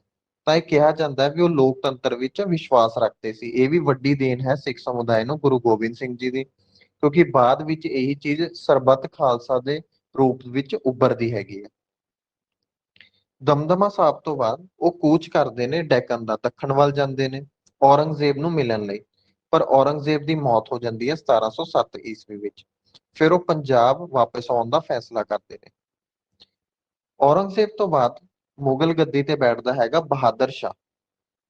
ਬਹਾਦਰ ਸ਼ਾਹ ਦੀ ਗੁਰੂ ਜੀ ਨੇ ਮਦਦ ਵੀ ਕੀਤੀ ਸੀ, ਜਿਹੜੀ ਬੈਟਲ ਆਫ ਜਜੂਆ ਹੁੰਦੀ ਹੈ, ਕਿਉਂਕਿ ਉਹਦੇ ਭਰਾ ਵੀ ਮੁਗਲ ਐਮਪਰਰ ਦੀ ਥਰੋਨ ਤੇ ਕਲੇਮ ਕਰ ਰਹੇ ਸੀ। 1707 ਵਿੱਚ ਜੰਗ ਹੁੰਦੀ ਹੈ, ਬਹਾਦਰ ਸ਼ਾਹ ਜਿੱਤ ਜਾਂਦਾ ਹੈ। ਕਿਹਾ ਜਾਂਦਾ ਹੈ ਗੁਰੂ ਗੋਬਿੰਦ ਸਿੰਘ ਜੀ ਨੇ ਬਹਾਦਰ ਸ਼ਾਹ ਦੀ ਮਦਦ ਕੀਤੀ ਸੀ। ਪਰ ਬਹਾਦਰ ਸ਼ਾਹ ਨੇ ਜਿਹੜਾ ਫੌਜਦਾਰ ਸੀ ਸਰਹੰਦ ਦਾ ਵਜ਼ੀਰ ਖਾਂ, ਉਹਦੇ ਖਿਲਾਫ ਕੋਈ ਐਕਸ਼ਨ ਨਹੀਂ ਲਿਆ। ਤਾਂ ਇਹ ਗੱਲ ਦਾ ਕਾਫੀ ਮਲਾਲ ਸੀਗਾ ਗੁਰੂ ਜੀ ਨੂੰ। ਗੁਰੂ ਜੀ ਫੇਰ ਦੱਖਣ ਵੱਲ ਕੂਚ ਕਰਦੇ ਨੇ, ਨੰਦੇੜ ਪਹੁੰਚਦੇ ਨੇ, ਜੋ ਮਹਾਰਾਸ਼ਟਰ 'ਚ ਜਗ੍ਹਾ ਹੈ, ਨੰਦੇੜ ਸਾਹਿਬ ਹੈ ਜਿੱਥੇ, ਤੇ ਕਨਵਰਟ ਕਰਦੇ ਨੇ ਮਾਧੋ ਦਾਸ ਨੂੰ। ਮਾਧੋ ਦਾਸ ਨਾਮ ਦਾ ਵਿਅਕਤੀ ਸੀ, ਉਹਨੂੰ ਕਨਵਰਟ ਕਰਕੇ ਸਿੰਘ ਸਜਾਉਂਦੇ ਨੇ, ਅੰਮ੍ਰਿਤ ਛਕਾਉਂਦੇ ਨੇ, ਗੁਰਬਖਸ਼ ਸਿੰਘ ਉਹਨਾਂ ਦਾ ਨਾਮ ਰੱਖਦੇ ਨੇ। ਪਰ ਉਹਨਾਂ ਦਾ ਜ਼ਿਆਦਾ ਨਾਮ ਫੇਮਸ ਹੋਇਆ ਬੰਦਾ ਸਿੰਘ ਬਹਾਦਰ, ਤਾਂ ਉਹਨਾਂ ਨੂੰ ਬੰਦਾ ਸਿੰਘ ਬਹਾਦਰ ਕਿਹਾ ਗਿਆ। ਬੰਦਾ ਸਿੰਘ ਬਹਾਦਰ ਨੂੰ ਉਹ ਭੇਜਦੇ ਨੇ ਪੰਜਾਬ ਵੱਲ, ਤਾਂ ਕਿ ਉਹ ਵਜ਼ੀਰ ਖਾਨ ਨੂੰ ਪਨਿਸ਼ ਕਰ ਸਕਣ, ਜੋ ਫੌਜਦਾਰ ਆਫ ਸਰਹੰਦ ਸੀਗੇ। ਉਹਨਾਂ ਦੀ ਵਜ੍ਹਾ ਨਾਲ ਉਹਨਾਂ ਦੇ ਚਾਰੋਂ ਪੁੱਤਰ ਵੀ ਸ਼ਹੀਦ ਹੋਏ ਸਨ। 1708 ਵਿੱਚ ਉਹ ਅਕਾਲ ਚਲਾਣਾ ਕਰ ਗਏ। ਗੁਰੂ ਜੀ ਨੇ ਅਕਾਲ ਚਲਾਣਾ ਜਾਂ ਜੋਤੀ ਜੋਤ ਸਮਾਉਣ ਤੋਂ ਪਹਿਲਾਂ ਇੱਕ ਘੋਸ਼ਣਾ ਕੀਤੀ ਵੀ ਇਸ ਤੋਂ ਬਾਅਦ line of secession of gurus ਖਤਮ ਹੁੰਦੀ ਹੈਗੀ ਆ, ਤੇ ਗੁਰੂ ਗ੍ਰੰਥ ਸਾਹਿਬ ਜੀ ਰਹਿੰਦੀ ਦੁਨੀਆ ਤੱਕ ਸਿੱਖਾਂ ਦੇ ਗੁਰੂ ਹੋਣਗੇ। ਤਾਂ ਉਹ ਗੁਰੂਸ਼ਿਪ ਜਿਹੜੀ ਹੈਗੀ ਆ ਉਹ ਗੁਰੂ ਗ੍ਰੰਥ ਸਾਹਿਬ ਜੀ ਨੂੰ ਦੇ ਦਿੰਦੇ ਨੇ।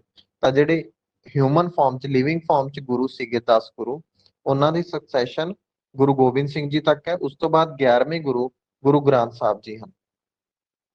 ਗੁਰੂ ਗ੍ਰੰਥ ਸਾਹਿਬ ਜੀ ਵਿੱਚ ਬਹੁਤ ਭੱਟਾਂ ਦੀ ਬਾਣੀ ਆ। ਮੇਨ ਇੰਪੋਰਟੈਂਟ ਗੱਲ ਇਹ ਆ, ਗੁਰੂ ਗ੍ਰੰਥ ਸਾਹਿਬ ਜੀ ਵਿੱਚ 6 ਗੁਰੂਆਂ ਦੀ ਵੀ ਬਾਣੀ ਆ। ਪਹਿਲੇ 5 ਗੁਰੂ, ਗੁਰੂ ਨਾਨਕ ਦੇਵ ਜੀ, ਗੁਰੂ ਅੰਗਦ ਦੇਵ ਜੀ, ਗੁਰੂ ਅਮਰਦਾਸ ਜੀ, ਗੁਰੂ ਰਾਮਦਾਸ ਜੀ ਤੇ ਗੁਰੂ ਅਰਜਨ ਦੇਵ ਜੀ। ਉਸ ਤੋਂ ਬਾਅਦ ਗੁਰੂ ਗੋਬਿੰਦ ਸਿੰਘ ਜੀ ਨੇ ਆਪਣੇ ਪਿਤਾ ਜੀ ਗੁਰੂ ਤੇਗ ਬਹਾਦਰ ਜੀ ਦੀ ਵੀ ਬਾਣੀ ਵੀ ਐਡ ਕੀਤੀ, ਤੇ ਗੁਰੂ ਗ੍ਰੰਥ ਸਾਹਿਬ ਜੀ ਦੀ ਜਿਹੜੀ ਰਚਨਾ ਹੈਗੀ, ਪੂਰੀ ਕੰਪੋਜੀਸ਼ਨ ਹੈਗੀ ਆ, ਉਹਨੂੰ ਕੰਪਾਈਲ ਕੀਤਾ ਹੈਗਾ। ਇਹਨਾਂ ਦੇ 1430 ਅੰਗ ਨੇ, ਮਤਲਬ 1430 ਪੇਜਿਸ ਨੇ, ਉਹਨਾਂ ਨੂੰ ਆਪਾਂ ਅੰਗ ਕਹਿੰਦੇ ਆ। ਗੁਰੂ ਗ੍ਰੰਥ ਸਾਹਿਬ ਜੀ ਸਿੱਖਾਂ ਦੇ 11ਵੇਂ ਗੁਰੂ। ਪੰਜਾਬ ਡਿਊਰਿੰਗ ਮੁਗਲਸ। ਤਾਂ ਮੁਗਲਾਂ ਦੇ ਟਾਈਮ ਪੀਰੀਅਡ ਵਿੱਚ ਪੰਜਾਬ ਕਿਸ ਤਰੀਕੇ ਦਾ ਸੀ? Social conditions, religious conditions, political conditions ਤੇ ਇਕਨੋਮਿਕ ਕੰਡੀਸ਼ਨਸ ਕਿਸ ਤਰੀਕੇ ਦੀਆਂ ਸੀ? ਪੰਜਾਬ ਦਾ ਜਿਹੜਾ ਇਤਿਹਾਸ ਹੈ ਨਾਰਥ ਇੰਡੀਆ ਨਾਲ ਇੰਟਰਟਵਾਈਨਡ ਆ, ਓਵਰਲੈਪ ਕਰਦਾ। ਜੋ ਨਾਰਥ ਇੰਡੀਆ ਦਾ ਇਤਿਹਾਸ ਹੈ ਉਹੀ ਪੰਜਾਬ ਦਾ ਇਤਿਹਾਸ ਹੈ, ਤੇ ਕਾਫੀ ਓਵਰਲੈਪਿੰਗ ਆ। ਪਰ ਕੁਝ ਇੰਪੋਰਟੈਂਟ ਚੀਜ਼ਾਂ ਨੇ ਜੋ ਪੰਜਾਬ ਨਾਲ ਕੱਲੀਆਂ ਰਿਲੇਟ ਕਰਦੀਆਂ ਹੈਗੀਆਂ ਨੇ। ਤਾਂ ਪੰਜਾਬ ਤੇ ਫੋਕਸ ਕਰਕੇ ਆਪਾਂ ਕੰਡੀਸ਼ਨਸ ਦੇਖਦੇ ਹਾਂ। ਡਿਊਰਿੰਗ ਮੁਗਲ ਟਾਈਮ ਪੰਜਾਬ ਦੀਆਂ ਕੰਡੀਸ਼ਨਸ ਕਿਸ ਤਰੀਕੇ ਦੀਆਂ ਸਨ? ਪਹਿਲਾਂ ਤਾਂ ਜਿਹੜਾ ਪੰਜਾਬ ਆ ਉਹ ਇੱਕ ਸੂਬਾ ਹੁੰਦਾ ਸੀ ਮੁਗਲ ਐਮਪਾਇਰ ਦਾ ਹੀ। ਤਾਂ ਮੁਗਲ ਐਮਪਾਇਰ ਦੀ ਡਿਵੀਜ਼ਨਸ ਹੁੰਦੀਆਂ ਸੀ ਪ੍ਰੋਵਿੰਸਿਸ, ਪ੍ਰੋਵਿੰਸਿਸ ਨੂੰ ਆਪਾਂ ਸੂਬਾ ਕਹਿੰਦੇ ਆ। ਤੇ ਇੱਕ ਸੂਬਾ ਤਾਂ ਪੰਜਾਬ ਹੁੰਦਾ ਹੀ ਸੀ, ਪਰ ਕਈ ਵਾਰ ਜਿਵੇਂ ਸਰਹੰਦ ਸੂਬਾ ਅੱਡ ਹੁੰਦਾ ਸੀ, ਮੁਲਤਾਨ ਦਾ ਅੱਡ ਹੁੰਦਾ ਸੀ, ਕਿਉਂਕਿ ਪੰਜਾਬ ਕਾਫੀ ਬੜਾ ਇਲਾਕਾ ਸੀ। ਇਹ ਚ ਪਾਕਿਸਤਾਨ ਦਾ ਪੰਜਾਬ ਆ ਜਾਂਦਾ ਹੈ, ਅੱਜ ਦਾ ਭਾਰਤ ਦਾ ਪੰਜਾਬ ਆ ਜਾਂਦਾ ਹੈਗਾ, ਹਰਿਆਣੇ ਦੇ ਏਰੀਆ, ਕੁਝ ਪਹਾੜੀ ਇਲਾਕੇ ਵੀ ਆ ਜਾਂਦੇ ਨੇ। ਫਿਰ ਪੰਜਾਬ ਇੱਕ ਰਿਜ਼ਰਵਾਇਰ ਸੀ ਮਿਲਟਰੀ ਰਿਸੋਰਸਿਸ ਦਾ, ਮਤਲਬ ਕਾਫੀ ਰਿਕਰੂਟਮੈਂਟ ਹੁੰਦੀ ਸੀ ਆਰਮੀ ਮੈਨ ਦੀ ਇਹ ਏਰੀਆ ਚੋਂ। ਇਹਦਾ ਕਾਰਨ ਇਹ ਸੀਗਾ ਵੀ ਇਹ ਏਰੀਆ 'ਚ ਕਾਫੀ ਆਬਾਦੀ ਵੀ ਸੀਗੀ, ਤੇ ਇਹ ਉਹ ਏਰੀਆ ਸੀ ਜਿਹੜਾ ਕਾਫੀ ਕੰਸੋਲੀਡੇਟ ਹੋਇਆ ਸੀਗਾ ਇਨੀਸ਼ੀਅਲ ਪੀਰੀਅਡ ਤੋਂ ਹੀ। ਤੋਂ ਜਦੋਂ ਬਾਬਰ ਆਉਂਦਾ ਹੈਗਾ, ਕੱਲਾ ਪੰਜਾਬ ਉਹਨਾਂ ਦੇ ਐਮਪਾਇਰ 'ਚ ਇੱਕ ਕੰਸੋਲੀਡੇਟਡ ਪਾਰਟ ਸੀ। ਪੂਰਾ ਨਾਰਥ ਇੰਡੀਆ 'ਚ ਉਹਨਾਂ ਕੋਲ ਪੰਜਾਬ ਇੱਕ ਪੱਕੀ ਜਗ੍ਹਾ ਸੀ, ਬਾਕੀ ਏਰੀਆ ਤੇ ਉਹਨਾਂ ਨੇ ਹੌਲੀ ਹੌਲੀ ਜਿੱਤ ਹਾਸਲ ਕੀਤੀ। ਫਿਰ ਪੰਜਾਬ ਦੀ ਇੱਕ ਸਟ੍ਰੈਟੇਜਿਕ ਇੰਪੋਰਟੈਂਸ ਸੀਗੀ। ਜੇ ਕੋਈ ਐਕਸਪੀਡੀਸ਼ਨ ਕਰਨੀ ਹੈ ਟੂਵਰਡਸ ਨਾਰਥ ਵੈਸਟ ਤਾਂ ਪੰਜਾਬ ਦੇ ਥਰੂ ਜਾਣਾ ਪੈਂਦਾ ਸੀ, ਤੇ ਮੁਗਲਸ ਵੀ ਪੰਜਾਬ 'ਚ ਨਾਰਥ ਵੈਸਟ ਤੋਂ ਹੀ ਆਏ ਸੀ। ਤਾਂ ਉਹ ਫੋਰਟ ਵਗੈਰਾ, ਕਿਲੇ ਵਗੈਰਾ ਰੱਖਦੇ ਸੀ ਨਾਰਥ ਵੈਸਟ 'ਚ, ਤਾਂ ਕਿ ਡਿਫੈਂਡ ਕਰ ਸਕਣ ਮੰਗੋਲ ਅਟੈਕ ਵਗੈਰਾ ਤੋਂ। ਫਿਰ ਸੈਕੰਡਲੀ ਉਹ ਏਰੀਆ 'ਚ ਕਬੂਲ ਦਾ ਜਿਹੜਾ ਏਰੀਆ ਸੀ, ਮੁਗਲਸ ਆਏ ਸੀਗੇ, ਉੱਥੇ ਉਹਨਾਂ ਦੀ ਪੋਜੀਸ਼ਨ ਸੀਗੀਆਂ, ਕਬੂਲ ਤੱਕ ਐਮਪਾਇਰ ਐਕਸਟੈਂਡ ਕਰਦਾ ਸੀ, ਇਸ ਲਈ ਪੰਜਾਬ ਇੰਪੋਰਟੈਂਟ ਸੀ। ਫਿਰ ਪੰਜਾਬ ਦੀ ਸੀਨਰੀ ਤੇ ਕਲਾਈਮੇਟ ਵਧੀਆ ਸੀਗਾ, ਰਿਲੈਕਸੇਸ਼ਨ ਲਈ ਤੇ ਹੈਲਥ ਰੀਜ਼ਨ ਲਈ ਵੀ ਮੁਗਲ ਐਮਪਰਰ ਉਰੇ ਆਉਂਦੇ ਸਨ। ਇਹੀ ਕਾਰਨ ਹੈ ਵੀ ਦਿੱਲੀ ਤੇ ਆਗਰਾ ਤੋਂ ਬਾਅਦ ਲਾਹੌਰ ਵੀ ਇੱਕ ਰਾਜਧਾਨੀ ਲੰਬੇ ਸਮੇਂ ਤੱਕ ਮੁਗਲ ਐਮਪਾਇਰ ਦੀ ਰਹੀ ਹੈਗੀ ਆ। ਤਾਂ ਉਹਨਾਂ ਦੇ 3 ਕੈਪੀਟਲਸ ਹੁੰਦੇ ਸਨ। ਹੁਣ ਮੁਗਲ ਐਮਪਰਰਸ ਦੀ ਗੱਲ ਕਰਦੇ ਹਾਂ। ਪਹਿਲਾ ਮੁਗਲ ਗੱਦੀ ਤੇ ਬਾਬਰ ਆਉਂਦਾ ਹੈਗਾ 1526 ਤੋਂ 1530 ਤੱਕ, ਇਬਰਾਹਿਮ ਲੋਦੀ ਨੂੰ ਹਰਾ ਕੇ। ਇਹਦੇ ਟਾਈਮ ਪੀਰੀਅਡ 'ਚ ਕੱਲਾ ਪੰਜਾਬ ਹੀ ਕੰਸੋਲੀਡੇਟਡ ਏਰੀਆ ਸੀਗਾ ਮੁਗਲ ਅੰਪਾਇਰ ਦੇ ਹੇਠ, ਜੋ ਭਾਰਤ 'ਚ ਸੀ। ਤੇ ਹਿਮਾਯੂ, ਉਸ ਤੋਂ ਬਾਅਦ ਬਾਬਰ ਦਾ ਮੁੰਡਾ ਜਿਹੜਾ ਹਿਮਾਯੂ ਹੈਗਾ, ਉਹ ਮੁਗਲ ਐਮਪਰਰ ਬਣਦਾ ਹੈਗਾ, ਤੇ ਉਹਦੇ ਟਾਈਮ ਪੀਰੀਅਡ 'ਚ ਉਹਦਾ ਭਾਈ ਸੀ ਕਾਮਰਾਨ, ਉਹ ਪੰਜਾਬ ਦਾ ਗਵਰਨਰ ਸੀ। ਤਾਂ ਇਹ ਪੰਜਾਬ ਸਪੈਸੀਫਿਕ ਪੁਆਇੰਟ ਹੈ ਵੀ ਉਹਦਾ ਭਾਈ ਜਿਹੜਾ ਹੈਗਾ ਪੰਜਾਬ ਦਾ ਗਵਰਨਰ ਸੀ। ਹਿਮਾਯੂ ਨੂੰ ਹਰਾ ਕੇ ਸ਼ੇਰ ਸ਼ਾਹ ਸੂਰੀ ਗੱਦੀ ਤੇ ਆ ਜਾਂਦਾ ਹੈਗਾ, ਤਾਂ ਕੁਝ ਸਮੇਂ ਲਈ ਮੁਗਲ ਐਮਪਾਇਰ ਜਿਹੜਾ ਹੈਗਾ ਖਤਮ ਹੋ ਜਾਂਦਾ ਹੈਗਾ ਭਾਰਤ ਚੋਂ। ਉਹਨੇ ਹੁਮਾਯੂੰ ਨੂੰ ਹਰਾਇਆ ਤੇ ਮੁਗਲਾਂ ਨੂੰ ਪੰਜਾਬ ਤੋਂ ਵੀ ਖਦੇੜਤਾ। ਇੱਕ ਕਿਲਾ ਸੀਗਾ ਜੋ ਉਹਨੇ ਬਣਵਾਇਆ ਸੀ ਰੋਹਤਾਸ ਵਿੱਚ, ਇਹ ਜੇਲਮ ਨਦੀ ਦੇ ਕਿਨਾਰੇ ਹੈਗਾ, ਤਾਂ ਕਿ ਜੇ ਨਾਰਥ ਵੈਸਟ ਤੋਂ ਇਨਵੇਜ਼ਨਸ ਹੁੰਦੀਆਂ ਨੇ ਤਾਂ ਉਹਨਾਂ ਨੂੰ ਹਰਾਇਆ ਜਾ ਸਕੇ। ਫਿਰ battle of Sirhind coffee important ਹੈਗੀ ਪੰਜਾਬ ਤੇ ਇੰਡੀਆ ਦੇ ਕੰਟੈਕਸਟ 'ਚ ਵੀ। ਤਾਂ ਸਰਹੰਦ 'ਚ ਇੱਕ ਜੰਗ ਹੋਈ ਸੀ ਸਿਕੰਦਰ ਸੁਰ ਤੇ ਹੁਮਾਯੂੰ ਦੇ ਵਿਚਾਲੇ। ਇਹ ਸ਼ੇਰ ਸ਼ਾਹ ਦਾ ਹੀ ਵੰਸ਼ਜ ਸੀਗਾ ਸਿਕੰਦਰ ਸੁਰ, ਤੇ ਹੁਮਾਯੂੰ ਜਿਹੜਾ ਹੈਗਾ ਸੀ ਇਹ ਜੰਗ ਜਿੱਤ ਕੇ ਵਾਪਸ ਜਿਹੜਾ ਮੁਗਲ ਐਮਪਾਇਰ ਆ ਐਸਟੈਬਲਿਸ਼ ਕਰ ਦਿੰਦਾ ਹੈਗਾ ਭਾਰਤ ਵਿੱਚ। ਇਹ ਕਾਫੀ ਇੰਪੋਰਟੈਂਟ ਆ ਬੈਟਲ ਆਫ ਸਰਹੰਦ।